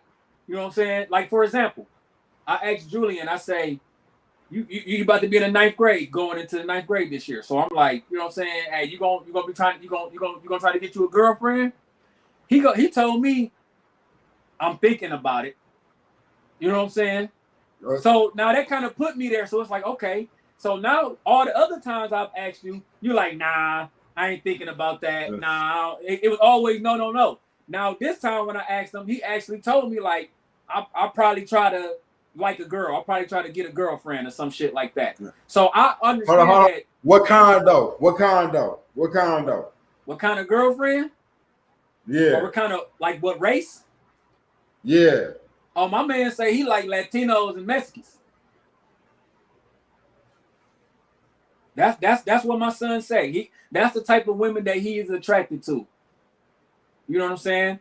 And I'm not going to get in the way of that. You know what I'm saying? That's his preference. You know what I'm saying? So when my son come to me and say he likes somebody and he interested, that's when I'm going to have that talk with them. Hey, hold on. Who he draws as a superhero? Who he draws as a superhero? Shit, I don't fucking know. Nigga. You remember the comic? You remember the comic book, nigga? Stop playing with me, nigga. He got about 34 comics. He got about 34 comics, man. I can't wait till he publish one of them motherfuckers. Look, hey. I'm just saying they're my guys, man. They're my guys. I'll tell you, they're my guys. Hey, but look, you want to know what's funny that you say that about him publishing? He got 34 comic books and you can't wait till he publish. Yeah, it's funny how some shit just run in the family. You know what I'm saying? And you probably ain't even caught it yet. You probably have caught it. You probably haven't. But you realize you have about 35 stories. You ain't wrote all of them out yet. But you got about 35 stories. You doing novels, he doing comic books. You know what I'm saying? And we both can draw good as hell. It's some money in this family, so hopefully we get to it one day. But Sandra say she grateful her daughter is still not into boys. But her boys, she had that talk with them already. Man, look. Hey, I got lucky, right? Because look, let me tell you, it was about like a month, 2 months ago. I'm at work. I'm hyping myself up. It was when I first found out that about this boy that she liked and that they actually been hanging out and shit. Like not going on dates, but just like hanging out at school and like a group of them after school and hang out and shit. But anyway, but I'm hyping myself up. I'm at work. I'm about to have a talk. I'm driving home from work. I call her. Ring. All right, babe, we need to talk about something. First off, have you and your mom had to? Let me talk to your mama first. Matter of fact, I'm gonna just ask you. Have you and your mama had to talk about, like, have y'all talked about, me and mama already talked to me about it. I already know everything about it. Mama already. Let me talk to your mama real quick. Talk to the mama? Yeah, I talked to her. I'm in the car. You ain't want to have that talk, bro? You ain't want to have that talk? I did not want to have that fucking talk. Oh my God, I didn't want to have that talk. Is it your daughter? Is it just because it's your daughter and it's like an uncomfortable talk when it's your daughter? Is it that's what it was? Or is it just the talk period? Yeah, I can't. It's my daughter. It's my baby. I can get behind that. My baby. You know what I'm saying? She used to have my face. She used to have my face. Now she got her mama face. But now she used to have my face. She used to look just like me. Like, this is me. This is my man. Nah, man. You can't. Don't do that. Don't do that. Please don't do that. I hope you don't do that. So it's like, but reality-wise, it's gonna happen. It's gonna happen, bro. So it's best to get in front of it. Like I say, and again, this goes back to maturity and things like that. Like I don't think it's hard to say when is an appropriate time to have that talk. Because listen here, I saw some research a while ago that said in the United States, the average girl growing up usually starts their period around 9 and 10 years old. You know what I'm saying? For the average in the United States. And that's young as hell, but it's like, I feel like shit. If you got a child that's going through that at that age, it's time to have that talk. It's time to start talking about that. And have them have a better understanding of what's going on with their body and why that is happening. You know what I'm saying? So if you got to explain that to them, you might as well do the whole fucking thing. You might as well talk to them because that is happening to them, which means their hormones is rapidly expanding and things of that nature. So by the time they hit 13, they might be so high with the hormones to where that influence could come in. You know what I'm saying? Look, I'm gonna be honest with you. When my daughter got her first thing, she was visiting me out here. I went and got her some I went and got her some pads and shit. And first off, I was crying when I got her. I ain't gonna lie to y'all. I was crying like a motherfucker, right? Inside the store and shit. You know what I'm saying? Like not even like in my car or when I got her. Inside the store, standing in front of the tampons and pads, I was crying like a little motherfucker, right? Because would nobody help me figure this shit out? I called the mama, she wouldn't help me. Asked the lady, she wouldn't help me. All she did was point me to where the pads and shit is. Like, can't nobody help me with this shit? You know what I'm saying? I don't know what size to get. I don't know, do I get wings? No wings? Thong, they hiding. Oh Lord, it's a jungle in there when it comes to that shit, right? Exactly. But anyway, and I ain't gonna lie, all I did when I got him, I threw him like she was in the room and shit laying down. I went through the motherfucking things to her and closed the door. Like I don't know what to say. You know what I'm saying? I don't know. Like, how do I explain? What? I threw them. Luckily, her mom already, like, you know what I'm saying? She know what to do with them, whatever. I'm like, all right, cool. Because The fuck? Read the instructions. Shit, I don't know. Read the back of the box. That's all I can tell you. Read the back of the box. Right. You know what I'm saying? Don't rip the bag. You know what I'm saying? Don't rip the bag too much because you got to read the instructions on the back because I can't tell you nothing. Yeah, shit. I totally understand, man. I feel that because, you know, it was hard for me when my daughter was a baby. It was hard for me to change her. You know what I'm saying? Because I didn't feel comfortable with really wiping around that area because in my mind I'm like, damn, am I too rough? Am I too, you know what I'm saying? Am I doing this? It was always thinking I'm fucking up.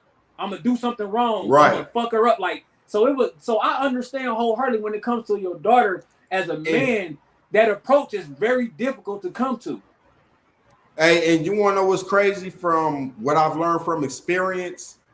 Whether it's the first or the third, you never get used or comfortable with cleaning them. Because I swear, I never got used or comfortable with doing it. Like I always dread and hated doing it because I always felt like you said, am I doing something wrong? Is too much pressure, not enough? Am I leaving? Like, you know what I'm saying? Like, it's always constantly second guessing myself on everything. Yep, I totally agree with you, my brother. You, woo! I'm talking about it, man. Look, you know, like I had them 2 years on my own, and still couldn't. I was the only one changed and still couldn't get used to the shit. Like, yeah, it's an uncomfortable feeling, man. Like, it's an uncomfortable feeling. You know what I'm saying? So it's supposed to be uncomfortable for us, man. You know what I'm saying? That type of shit's supposed to be uncomfortable because a lot of things run through your head, man. You know what I'm saying? Because you don't want to do nothing wrong and you don't want nothing to seem what it's not because you fucked up. You know what I'm saying? And now you looked at a certain kind of way because your daughter done went and got it checked up, and now they like, well, why she got so much bruising down here or XYZ? And it'd be like, damn. And you gonna be sitting there looking stupid, like, you know what I'm saying? Like, shit, all I did was wipe her when she used the bathroom. Like, I don't fucking know. Like, so that is a very scary thing. And then at the same time, if you take her in and she got a motherfucking infection because you ain't wipe her enough, they gonna be asking, what the hell is going on? What is you doing? It's like, shit. It's just too much. It's too much pressure. That's a lot of pressure for a man when you got a little kid. So just like when it comes to that talk, I would be so happy for the mother to handle that talk with our daughter. Now my boys, I can take care of that. You know what I'm saying? I can talk to them, sit them down. We could talk like men. You know what I'm saying? I could talk to them like a man to man. You know what I'm saying? I could talk to them. I'm comfortable with that because I talk to men all the time. That's my comfort zone. You know what I'm saying? So right. Yeah, it's for men. I feel like that talk is a lot harder to have with your daughter than it is with your boys. Right. Now, see, I feel like with boys it's simple, right? I feel like if I had a boy, I could sit, turn on the porno at the end of the porno. At the end of the porno, like, you see everything that just happened there? It's bullshit. It's fake. The neighbor ain't about to come over and ask for no sugar and turn around and give you no head. She ain't about every man. No, fuck it, nigga. It ain't if it ain't happened in my lifetime, that shit ain't gonna happen. Hey, you say don't believe everything you see on TV, man. Look, if I didn't see more pornos do this shit than I've heard motherfuckers do this shit in reality, because I ain't never had a homeboy say, "Oh yeah, the neighbor came over the other day, asked for some detergent." She left dirty, all right. I ain't never heard. That boy crazy. Look, I ain't never heard that shit. Know what I'm saying? But so let me ask Sandra this real quick, and Delisha, if you still on here too, you can respond to this too, because you got more boys as well. Is that same feeling for y'all, when y'all talk to y'all boys, do y'all have that same feeling having that talk with y'all boys the way us men can see that issue with when we talk about it to our daughters? You know what I'm saying? I want one of the, like, if anybody, any ladies in the comments that's single mothers or whatever, or been raising boys on their own, was that having that talk with them, was that just as uncomfortable as it is with the guys and their daughter? Well, Shonda had already answered that question. Shonda had already said it hurts more when it's a daughter, but it's hard for a mother to have that chat with a boy. Okay, and then she just put yes down at the bottom. Okay. Yeah. See, and I can imagine that, like, a mother sitting there trying to have that talk. Like, how do you do that? Shit, it's tough, man. But it got to be done, though. Right. Now, to the mothers, would you be okay directing them to a male figure that you look up to, like a bigger brother of yours, or like an uncle or somebody that you would trust or admire? Would you like direct them and like have them come talk to them, or do you just still rather do it on your own? Like, if you actually had that person that you can confide to and they would come do that for you, or would you just still rather be the person that they hear it from? Right. Well, me personally, I don't want nobody else. If the talk has to happen, I'd rather be the one, either me or the mother, because I don't want nobody else feeding her no accidental bullshit. Because they might be saying some true shit, but yet at the same time, your truth isn't my truth. You know what I'm saying? So I want them to have my idealism of what is and what shouldn't happen. Okay. You know what I'm saying? Rather than somebody else's. But now also, like, I never had the sex talk growing up. You know what I'm saying? Like, my mom, when I was in the 5th grade, she just started giving me condoms and shit. You know what I'm saying? And that was the sex talk. Like, I know you out there humping, just don't bring me no babies. Right. You know what I'm saying? And that's from the 5th grade on up. You know what I'm saying? But I had the sex talk with my father. It was harsh. It was a lot of derogatory words being used when explaining that situation to me. You know what I'm saying? It wasn't all like sugar coated and nicely said. It was like, nah, dick and pussy and fucking and those type of words, and have a baby and this is the consequence, and this is and AIDS and like it was straight put out there raw as fuck. You know what I'm saying? That's how my father would tell us. Raw as hell. You know what I'm saying? It ain't like it wasn't all pretty and shit. You know what I'm saying? So that's how I got the talk. It was all raw. You know what I'm saying? So that you know what I'm saying? I don't know. I feel like that's the best way. Like with your boys, I feel like you got to be raw.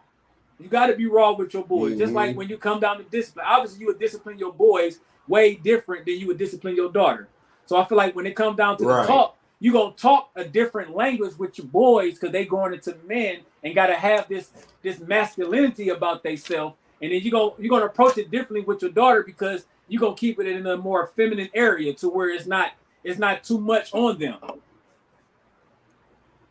Hey, look, all right, let's get it. So Janae, she say when it's time, I'm definitely going to Big Bro Emery, but he's only 12. Right, and look, I had that talk with the little homie. You know what I'm saying? I ain't tripping. You feel me? Like, I don't mind it. You know what I'm saying? Especially, I'd rather let him learn from me than anybody else. You know what I'm saying? But yeah, and then Bree, she say wrap it up, and that's prevention of STDs. The pregnancy is abstinence. Never do anything you're not comfortable with, and this ain't no whole house. Look, only one of those that I got was wrap it up, and this ain't no whole house. Which is funny because it really was a whole house, like not like a real bona fide like whole house, like there was holes there, but it's like that's where me, my brothers, the homies, that's where everybody brought their bitches and shit. And mom, she right there with she's sitting there directing one bitch out the back door while another bitch coming through the front door. Like she knew this was a jump off house. But yet at the same time, this ain't no whole house. Keep them bitches like, come on, man. You know what's happening. But so you know what's going down? Right. For real, man. Stop playing. Let's stop playing. Stop playing with it. All right, so let's get on because we got to get on because this show is a little Liz on. All right, go ahead and drop one for him, my friend. All right, we're gonna get into something that I wrote down, man. And I'm just noticing this myself. So I don't have nothing really on this. I just picked this up. So I figured that we can just go through it ourselves and talk about it. So it's this thing called the 7 Don't worry, rules. I know everything, so I got you. It's this thing called the 7 rules to parenting. You know what I'm saying? And obviously this shit don't stand for everybody. Everybody's shit is different. But you know, like the first rule of parenting for this. Now this is about the parents. This is not about the children. This is about the parents. So the first rule of parenting they say is what you do as a parent matters. You know what I'm saying? So I'm taking they meaning like the things that you allow your children to see firsthand. That shit matters. That shit is an influence on how your child upbringing will be. The things that they see firsthand. So the things that you do as a parent, it does matter. So you may think that, okay, my child see me smoking or see me drinking, and you cannot think that won't be an influence for them to want to do those type of things when they get older. If your children see you always arguing and fighting, they might be drawn to those type of relationships, or they might be drawn to be victims in those type of relationships, depending on what end of the stick that you are on when you're in that relationship. So I firmly agree that what you do as a parent matters. All the way across the board. Everything that you do, from the way that you talk, the way that you carry yourself, how hard you work, the things that you allow your children to see, the things that you try to keep away from them, all of that shit comes to the forefront when your children get older, because they will never forget the impressions that you left on their life, no matter how old they get. They always gonna remember the things that you did to them, the things that you said to them, the way you treated them, the way you treated your partner. All of those things is going to matter. Rather, if they see you treating your partner bad, they might not like that. So that's going to make them resent you more. Because they don't think that that's out cold, the way you treated your mother or the way you treated your father. You know what I'm saying? So the things that you do does matter. All the way across the board. For me, that's why I love that my children get to see their parents go to work every day. They get to see their parents pay bills. They get to see their parents take care of the kids. They get to see their parents, how they provide and cook and clean and how they talk to each other. You know what I'm saying? They whether they know it or not, they taking mental notes, because a lot of things children never forget. You know what I'm saying? So it is very important as parents to be aware of the things that we say and do around our children, because what you do as a parent does matter in the growth and development of your children.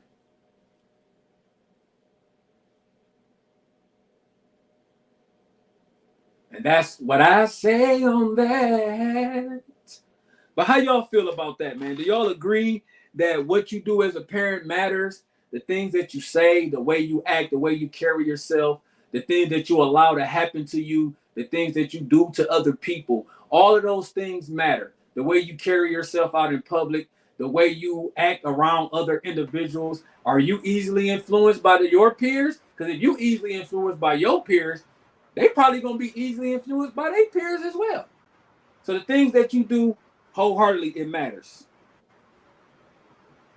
All right, so I fully agree with everything you said. I wouldn't change nothing that you said. I agree, because what you do in front of your kids is definitely gonna affect how they grow up. Whether you do it once or you do it 1,000 times, if it's that impactful on their mind and their mind, they're gonna recall it once they get older. And like, you could, if you get into an argument with their mom one time and only hit her one time, throughout the whole 18 years of y'all raising this child. Guess what? He's gonna hold on to that one time that you hit his mom, or she gonna hold on to that one time that you hit their mom, and they gonna feel some type of way about that for their entire life. Exactly. You know what I'm saying? So what they see definitely affects how they raise.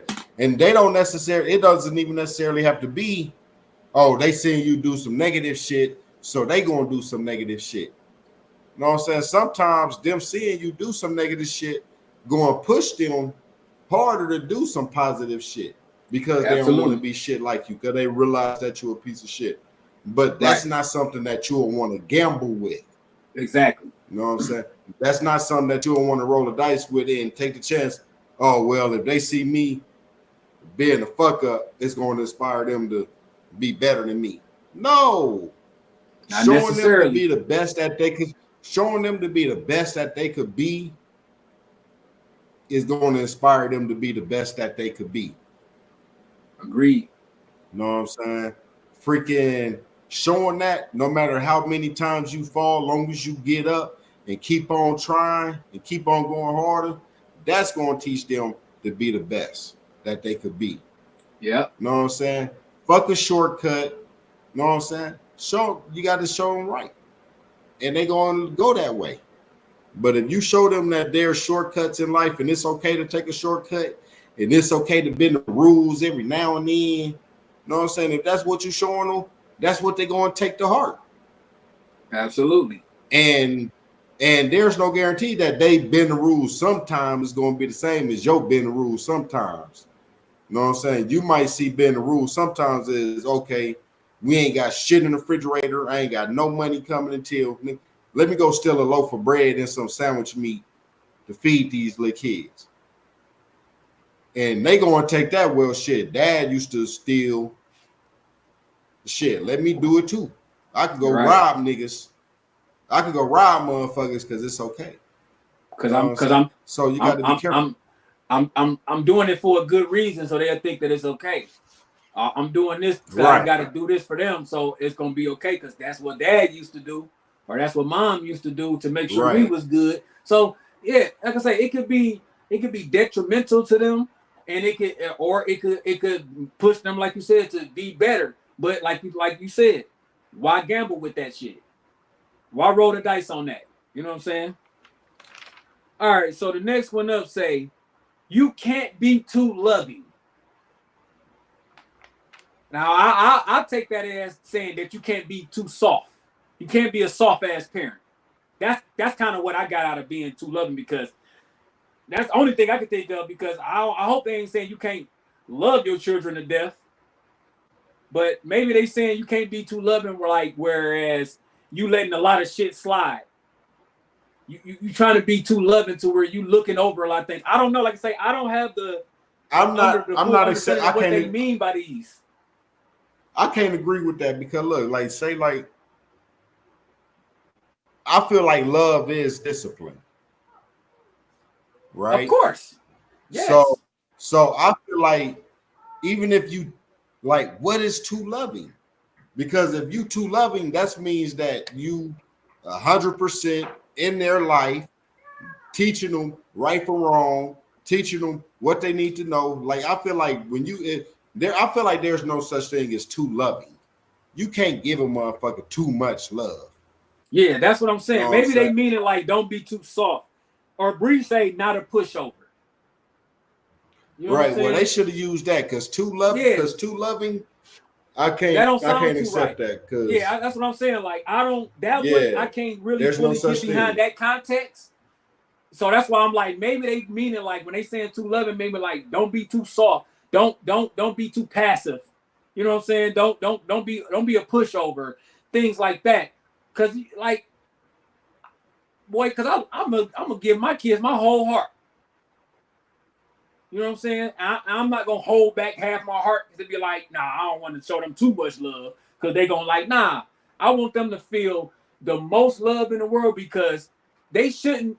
There shouldn't be no love like the love from your parents.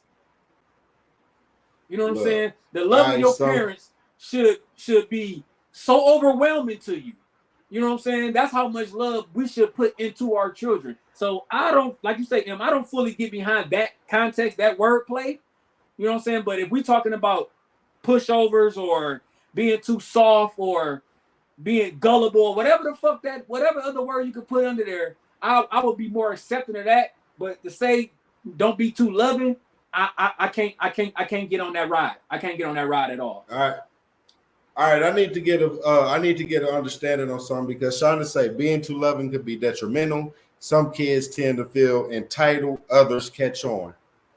I need you to break that down for me because I don't see how being too loving could cause entitlement.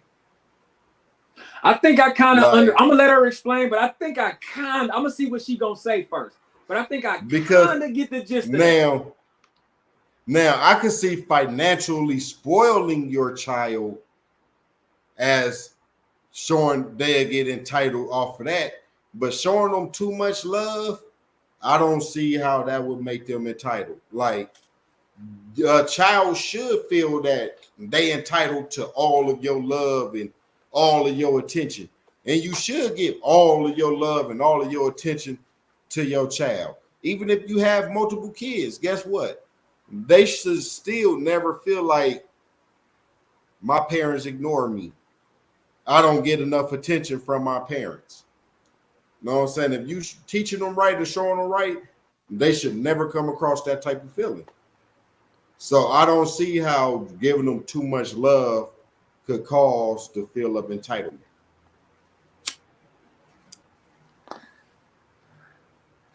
All right, let's so see. Shana says, "Oh, go ahead."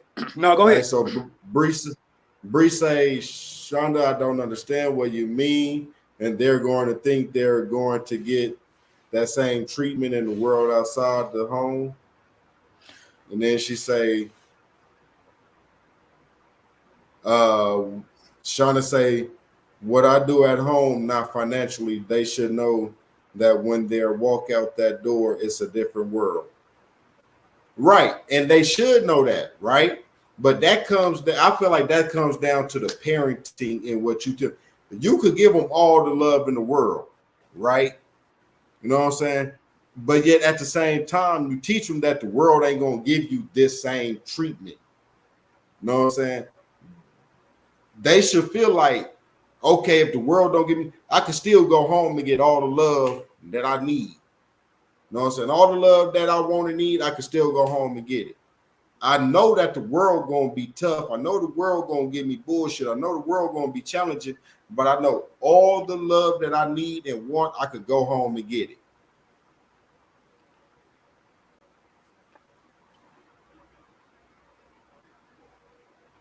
She said the difference is coddling.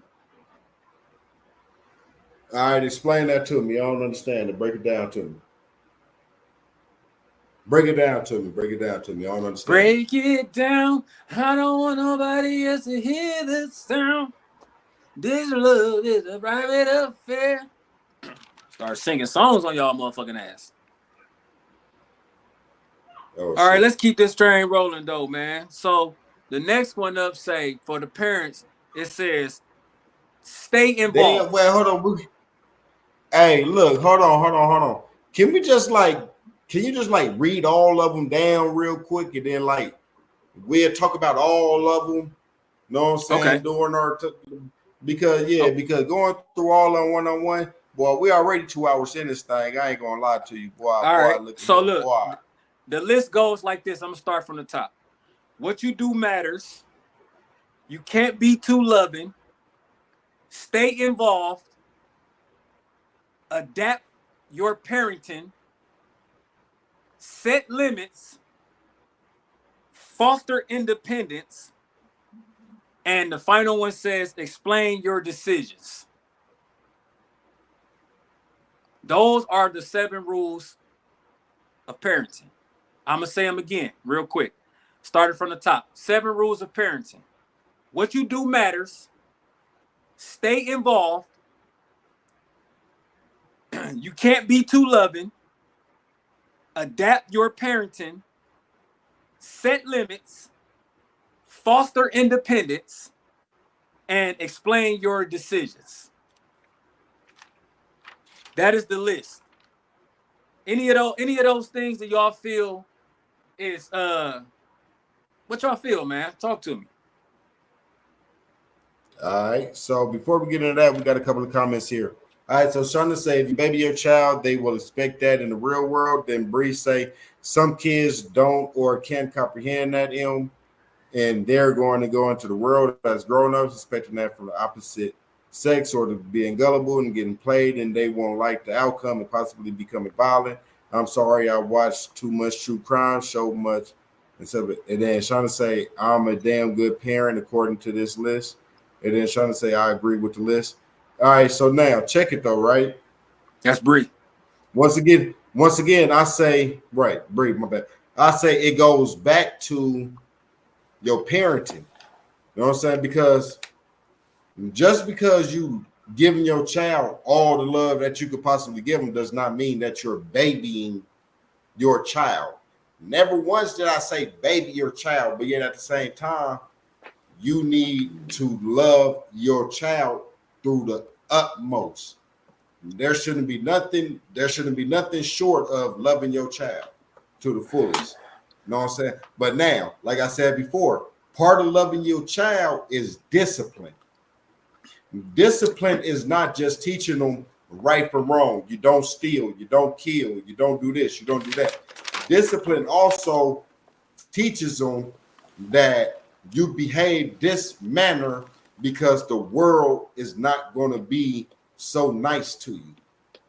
That's part of discipline, is getting them to understand that you behave with morals and respect regardless of how the world treats you. But you still letting them know that the world is going to be tough. You know what I'm saying? But now, if you decide to teach them this when they in their late teens, early 20s and shit, of course they ain't gonna comprehend it like how they supposed to, because you was late. This is something that you're supposed to be teaching them soon as they learn about themselves.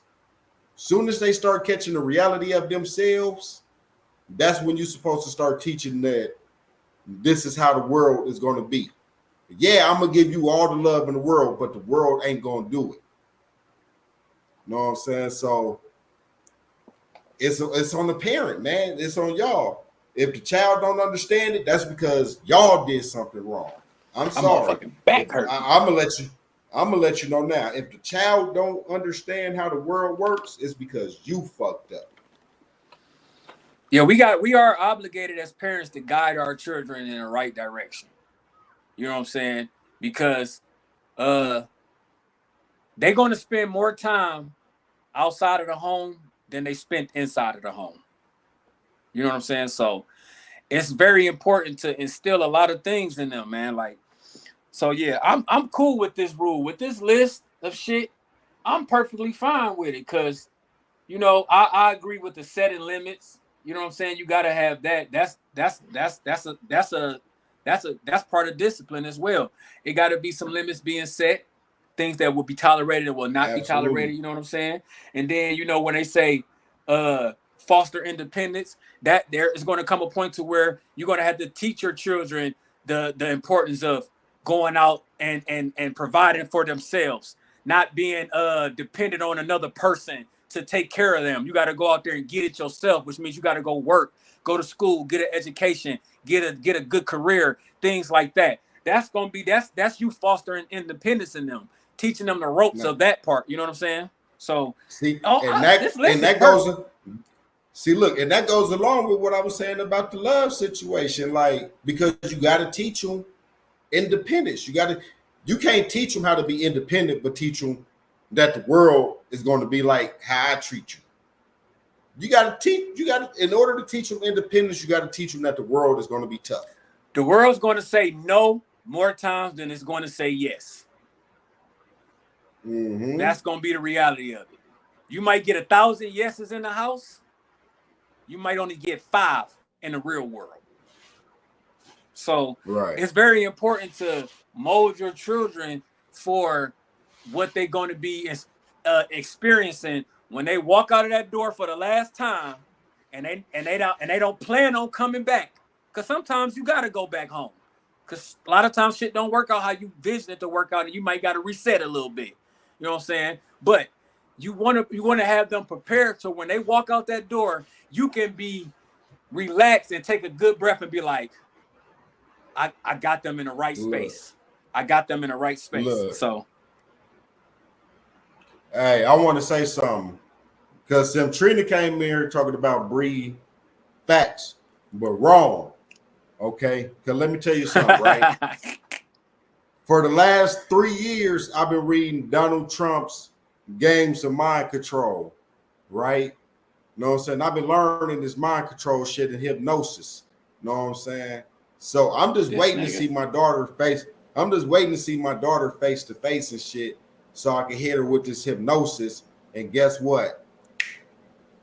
Her mind, my mind. You do what I tell you to do. Hey, motherfucker, gonna say, man, you are now, when I snap my fingers, you're gonna go to sleep. Then you about to have her like, you crazy as hell. What up, though, Sim Trina? Thank you for tapping in, though. Sim Trina, what up, girl? That boy say he gonna have her ass under a trash. We one mind, motherfucker. Look, I'm talking about, look, you ate forever, but you could learn everything up to a genius level. You know what I'm saying? You can learn everything in the encyclopedia, but you still 8 years old and boys are icky. This shit fuck talking about. Icky. They got cooties like a motherfucker. You don't want it. You could die from that shit. Look, if you kiss a boy, you die. You get lip cancer. Your lips gonna fall off. Look, Sam Trina say one band, one sound looking ass. Look, hey, talk about, look, don't pull it, man, look. I wish, man, look.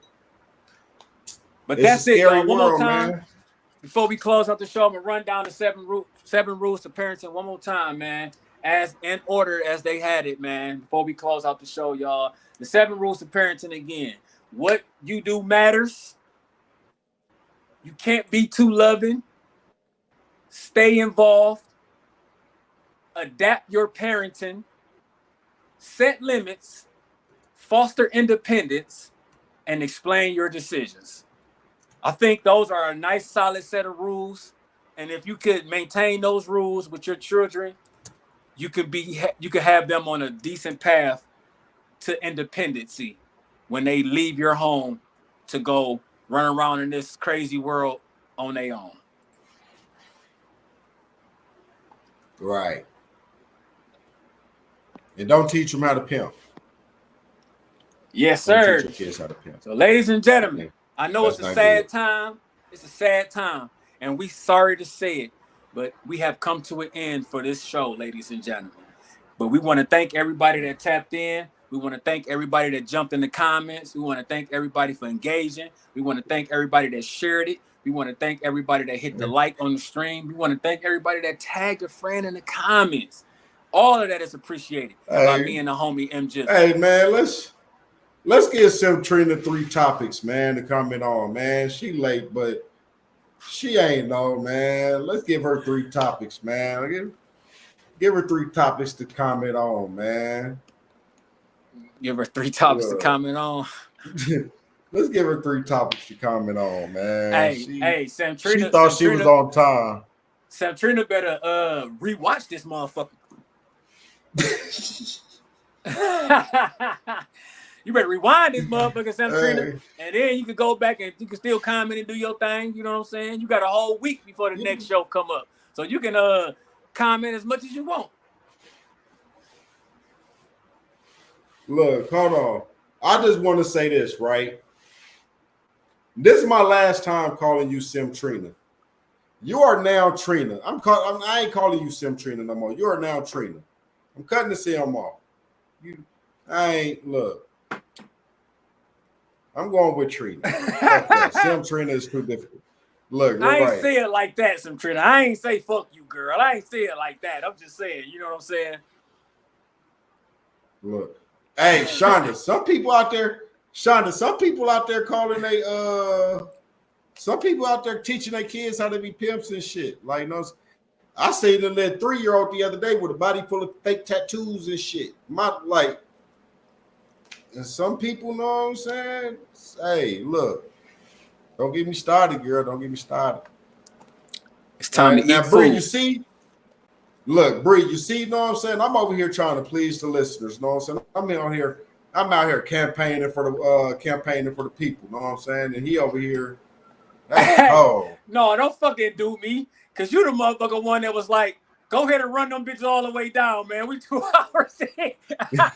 And now you talking about go back, do some more. and we would have kept going one by one, she would have had some shit to comment on. Motherfucker. Look, no. Hey, why you bringing up old shit, man? I'm just saying, y'all ain't gonna do me. Y'all ain't gonna fucking do me, man. goddammit. Look, and Bree, whose side you on though? Know what I'm saying? Mama, you know what? Hey, right, Bree, he did say that though. You know what I'm saying? I was just going off my homie. I was going off my co-host energy. He like, we 2 hours in, shit. I was agreeing because I'm hungry than a motherfucker right now. So I was just agreeing, shit. Okay. I was gonna keep going one by one. Okay, but now look, I said bring up 3 topics, right? Okay. So that means that this one could have been one of the 3 topics, and you could have went back and ran down them bitches one by one, however you wanted to. Know what I'm saying? I said bring up 3 topics. I ain't say which 3. Know what I'm saying? All right, Sim Trina. So you got 5 minutes, motherfucker. Here we go. I'm about to run some shit down. You got 5 minutes. No, here we go, though. I'm gonna run some shit down. Let me see what we want to hear from Sim Trina. All right, let's do this. All right, Sim Trina. Let's see. We already know. All right, so let's talk about tell us how you feel about dating, Sim Trina. You know what I'm saying? What's the appropriate age for your children to go out on a date? Your daughter or your son, what's an appropriate age for them to go out on a date? And if they were allowed to go out on a date, what kind of date is it? Is it going to be a supervised date, or are you going to allow them to go out and do their thing and trust that they going to handle the business properly? How you feel about that, man? Go ahead. Tap in, Sim Trina. Trina say, I'm scared of the next generation. You think the next generation is going to be worse than the one we on now? Because it's tough. Y'all think this? I don't think so. I don't think so neither. I've seen a lot of promise from the youth. Cause I watch a lot of videos and shit. I'm a big video head, whether that's on TikTok or whatever. I watch a lot of videos, and I can say that I've been more amazed at the next generation of youth than what we are where we at now. I think that it's going to get better before it get worse. Man, look, hold on. I want to say something. Didi say my kids are locked in the basement. Look, she don't even allow her kids to go to their sister house. So I know she ain't allowing them to go on no dates and shit. You know what I'm saying? They can't even go to their sister house. They damn sure ain't going on a date. This shit. Rude. All right, so I'm trying to say, truthfully, 16 unsupervised movie date. So you pretty much fall in line with everybody else as far as the age. A lot of us said 15, 16, around that age is appropriate for you to go out on your first date. A lot of us said supervised, not only Hill's supervision, but the supervision to where I'm dropping you off and I'm picking you up type of supervision. So, okay, so we pretty much on that same age range. We all feel like 15, 16-ish is an okay time for you to experience your first dating. Okay. Look. So this might sound kind of fucked up, right? But I feel like next generation is going to sensitize themselves out, right? Like, because look, check it, right? When you have a generation where the boys could be girls, the girls could be boys, the girls, the fake boy group, like the girls, they gonna act extra tough, but they ain't gonna really be as tough. And then the boys becoming girls, they're gonna be extra sensitive because they're trying to play the role of a woman. You know what I'm saying? But they really don't have them hormone symptoms, so they gotta act it out. So they gonna be extra sensitive. While the butch ass girls, they gonna be sitting there talking about some respect my rights and extra like it is. And then the ones who ain't gay, they gonna be getting in trouble all the time for expressing themselves and being themselves. So they ain't even gonna be comfortable with being themselves. This shit, being a boy is gonna be too boily, and being a girl is gonna be too fucking girly. Yeah, man. Shit. All right, Delisha, you say my daughter went at 18, son at 16. We're gonna start with the daughter. Was that by design or by choice? Like, if that was something that was instilled, like, nah, all right, you 18, you go out on your first day, homegirl, or if that was like her choice to where like it wasn't even on her mind at all like that until she turned 18, and then that's when she like decided to date. Cause I ain't been around Sugar Mama in a long time, and I know she don't even like that shit no more. So, how did that come about? How did that come about with your daughter? Was that by design at 18 or by a choice that she made? All right, so Trina, here go your next one, man. So the next one we're gonna talk about is I want to see how you feel about this. The talk. You know what I'm saying? The talk is sexual. How do you feel about talking to your children about sex? And when do you feel that is appropriate time to talk about sex with them? Is it a certain age? Is it a certain thing that when they start going through certain periods of their life? Because some of us go through things earlier than others. So is it based off that, or is it based off the maturity of your child, or is it based off the age? How do you feel about when it's time to have that sex talk with your children? You on the clock, Sam? Talk to us. Do do do do do do do do. Real quick, while we got people out here and we're waiting on Sam Trina to respond, how do y'all feel about next week's show being trivia? And I'm gonna let y'all know right now, if y'all decide to want to engage in trivia, it's not going to be anything like any of our other trivia shows. It's not going to be nothing like those. So, how do y'all feel about that? You know what I'm saying? Would y'all want to get into that, or y'all like where we at now and talk about these type of things for another couple shows and then get into that? Or do y'all mind lightening up and having a little fun? Talk to us, because we about the people. That's why we going over these things again, because we about the people. All right, so Delisha say, I told her a long time ago to let me know when she's ready, but I prefer her to take care of necessities first, because these boys will distract you. Okay. And obviously she took heed of that and listened to what her fucking mama had to say. That's what I'm talking about. All right, and then Lisa say, I like trivia. Okay, and that's probably how she said it. I like trivia. Okay. Bree also say, bring back trivia. Bring trivia back. Okay, so y'all fuck with that trivia. Now, Trina say, to respond, she say, 12. She say 12. Teenage years is usually when people start having sex. I would want my son to have an understanding before he made that type of decision. Okay. All right. Dig that.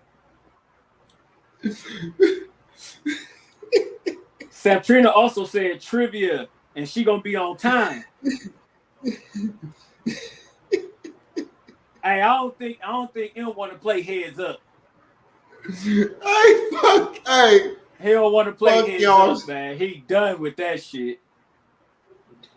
He don't want no Look. parts. Look. Shots fired. Look. Hey, look. Let's be honest, bro. Soon as I seen heads up, I knew she was shooting shots. I knew the shade. I just felt the whole sun get blocked out because this guy is real shady in this motherfucker. Right? The disrespect is unreal.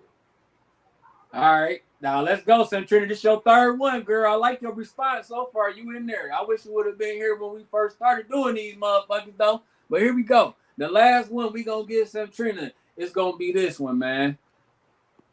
Discipline. How do you feel about discipline? What is your approach on discipline? Are you a whooping parent?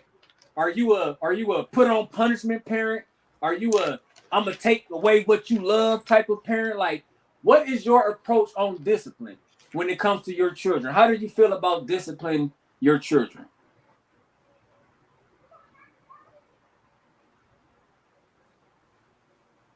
Oh man. Hey, Bree, the whole tree, the whole motherfucking tree came out. The Alicia say kill him and bring him back. Gotta show him you not to be played with. Look. Say knock the soul out they motherfucking ass and then bring it back. Man, I don't care what Didi say. She just, man, look. Talk to him though, man. Talk to him. I still look. Bree. These niggas disrespectful, Bree. These niggas disrespectful, Bree.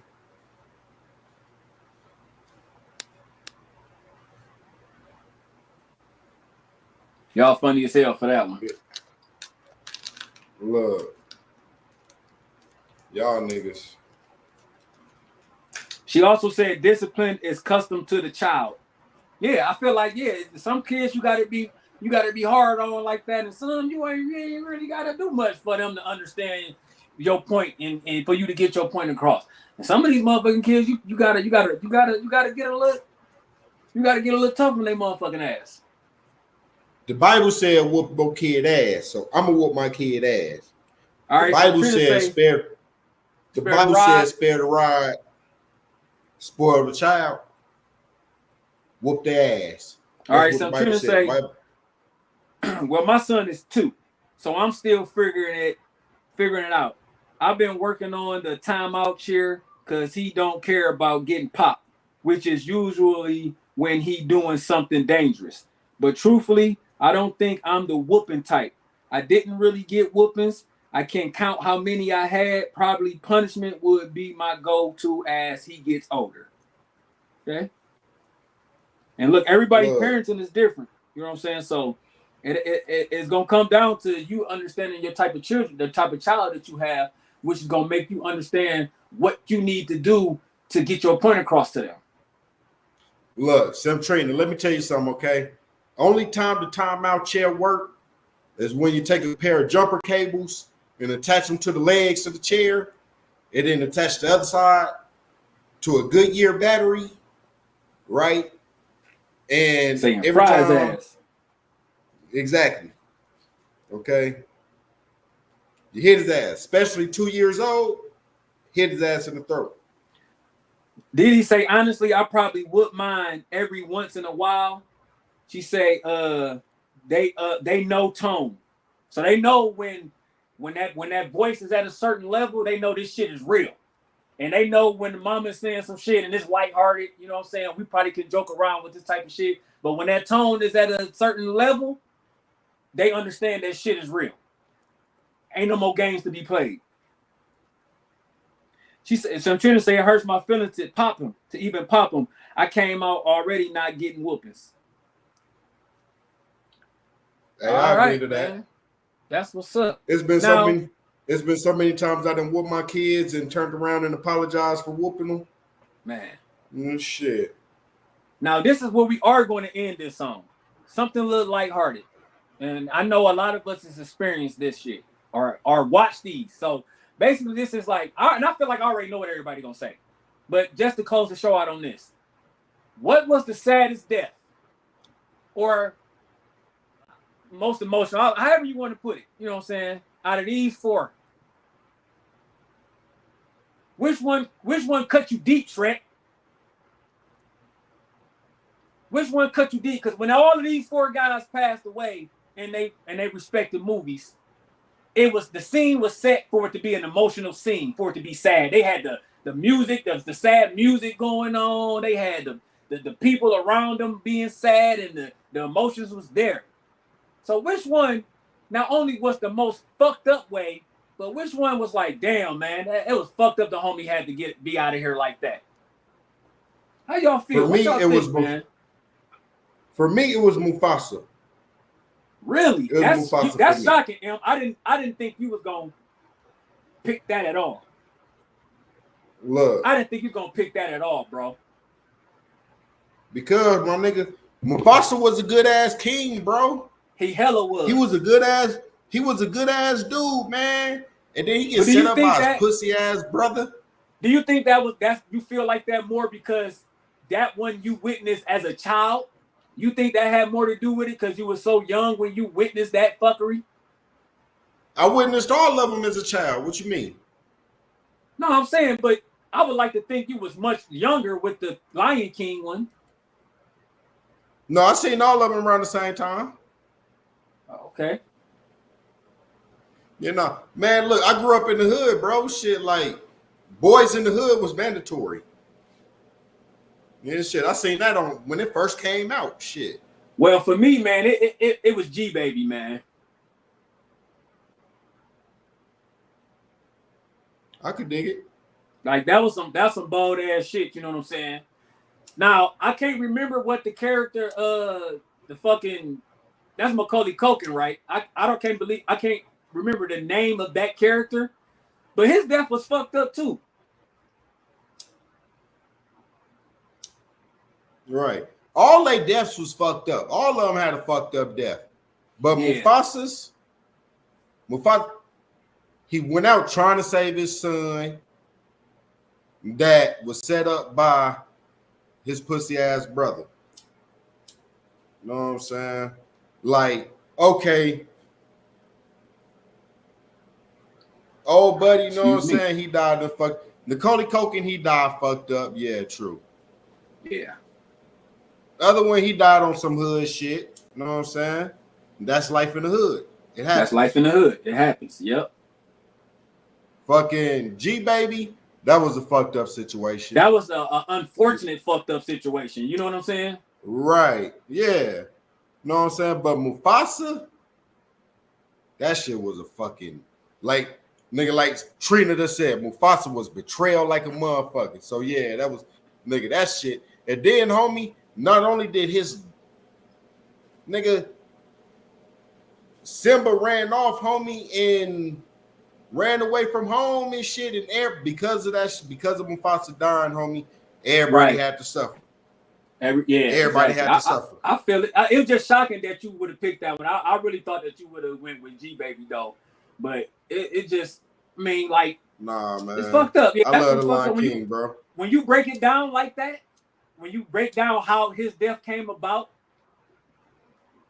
it just make it even worse. So I think I probably can see that being the top one when you break down all of the circumstances. You know what I'm saying? Ricky, he was in some hood shit. You know what I'm saying? Even though he wasn't in the hood, but he was in the hood. You know what I'm saying? He basically got killed by association. Because he wasn't out there doing hood shit. My man trying to go to college and play football. But since your brother is in the streets and the niggas you hang around is in the streets, you got caught up in some street shit. So, and that's typical in the hood shit that can happen. And that has happened to people. Same thing with G Baby. Like, we still see it to this day where motherfuckers is innocent motherfuckers that's not even a target getting knocked off, you know what I'm saying? Like, on some blow shit. So we see that. And the little Macaulay Culkin shit, like, that shit was just a blowed ass, unfortunate set of events. But a funny comment, Bree say, I don't fuck with bees. Ricky taught me to run and zigzag, and Mufasa taught me family will do you dirty. Hey, so all that shit had all this shit had life lessons in it to where you can pull life lessons out of that shit. Right. Hey, Didi, I want to say this. Didi, it don't surprise me at all that you was going to say Mufasa. It don't surprise me at all. Okay, so Centrina say his name is Thomas J. Who was Thomas J? The Macaulay Culkin dude. Oh. All right. I'm sorry to bring up those memories and make y'all feel all emotional and shit, man. But, you know, I just feel like we're in the show on that type of shit, man. You know what I'm saying? Fuck that. I'm about to go watch motherfucking Lion King right now. Shit, I'm probably about to go in there and tap into that, damn, what the fuck? To that, Quiet Place again. Because I watched it at the movies. But I was trying to fall asleep and shit in there because I was tired. So a lot of the times I had my eyes closed and shit like that. But at the same time, the movie was kind of boring. That's why I was trying to go to sleep. But since I might give it another chance tonight because it's on a little website that I be watching my movies on. So it was posted on that bitch today. So I think I'm gonna tap in and check that out again. Give it one more spin around, and if I still feel the same way, I'm standing on how I stand on. It's a boring ass movie. Look, I'm sorry, but there's only two, and I don't mean to be like disrespectful or nothing like that, but I only remember Kiss the Girl like that. You know what I'm saying? There's only two movies that I remember from, and that's Forrest Gump and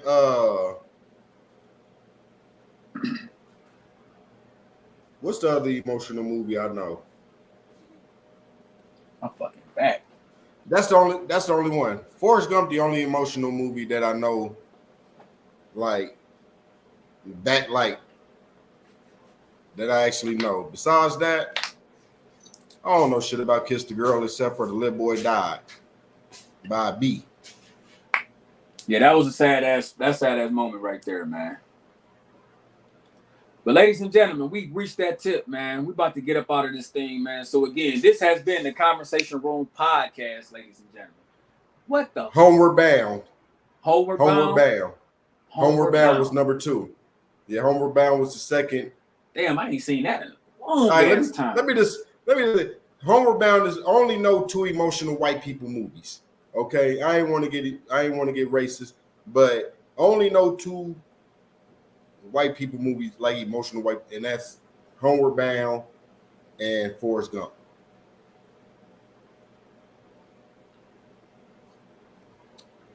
All right, ladies and gentlemen. So y'all prepare yourself. Next Saturday we will be doing a trivia episode. So y'all can tell all your friends to come play with us. And like I said, it ain't gonna be nothing like our previous episodes when we did trivia. It's gonna be totally different. So y'all tap in and y'all tell y'all friends to come fuck with us and compete, and let's see what it do, man. Ladies and gentlemen, again, this is Conversation Room podcast, man. We coming to an end. Thank everybody for tapping in, man. I've been one of your 2 hosts, Mr. King fucking Coleman. And I'm your boy M Gizzle, aka God's homie. Thanks for tapping them likes, thanks for tapping them shares, thanks for letting us know you care. Trina girl, you absolutely welcome. Yes, sir. You know, we're trying to get on more, you know what I'm saying, positive, more informational, more positive things, you know what I'm saying? So, you know, that's what we on, man. So you absolutely welcome. And thank you for tuning in with us, even though you was late. But guess what? You never late. You know what I'm saying? Bree, never late. Didi, never late. You know what I'm saying? Y'all ain't never late. Whenever y'all tap in with us, y'all tap in with us whenever. And guess what? Y'all on time. Yes, sir. Shit. But all right, good night, y'all. Yep. Y'all enjoy the rest of y'all weekend, man. We out this bitch. Peace. Once again, is the spin, 8 to 10 every Monday. Conversation taking place, all of it's real, some of it's funny. Kick your feet up if you like, at least your internet connected. Twist a blunt, pour a drink simultaneously, a separate perspective with respect, being reflective with some fears. Couple hours out of your day, fire in the hole and cheers. Oh yeah, might as well go ahead and talk your shit, but make it funky, cause we all gon' sniff. Signing in King Coleman and them Gizzle. Come on and kick it for a little. Ain't no hating, we debating over topics big and little. If you're ready, let's get it. Let the greatness resume. Welcome to the conversation room. Tapin.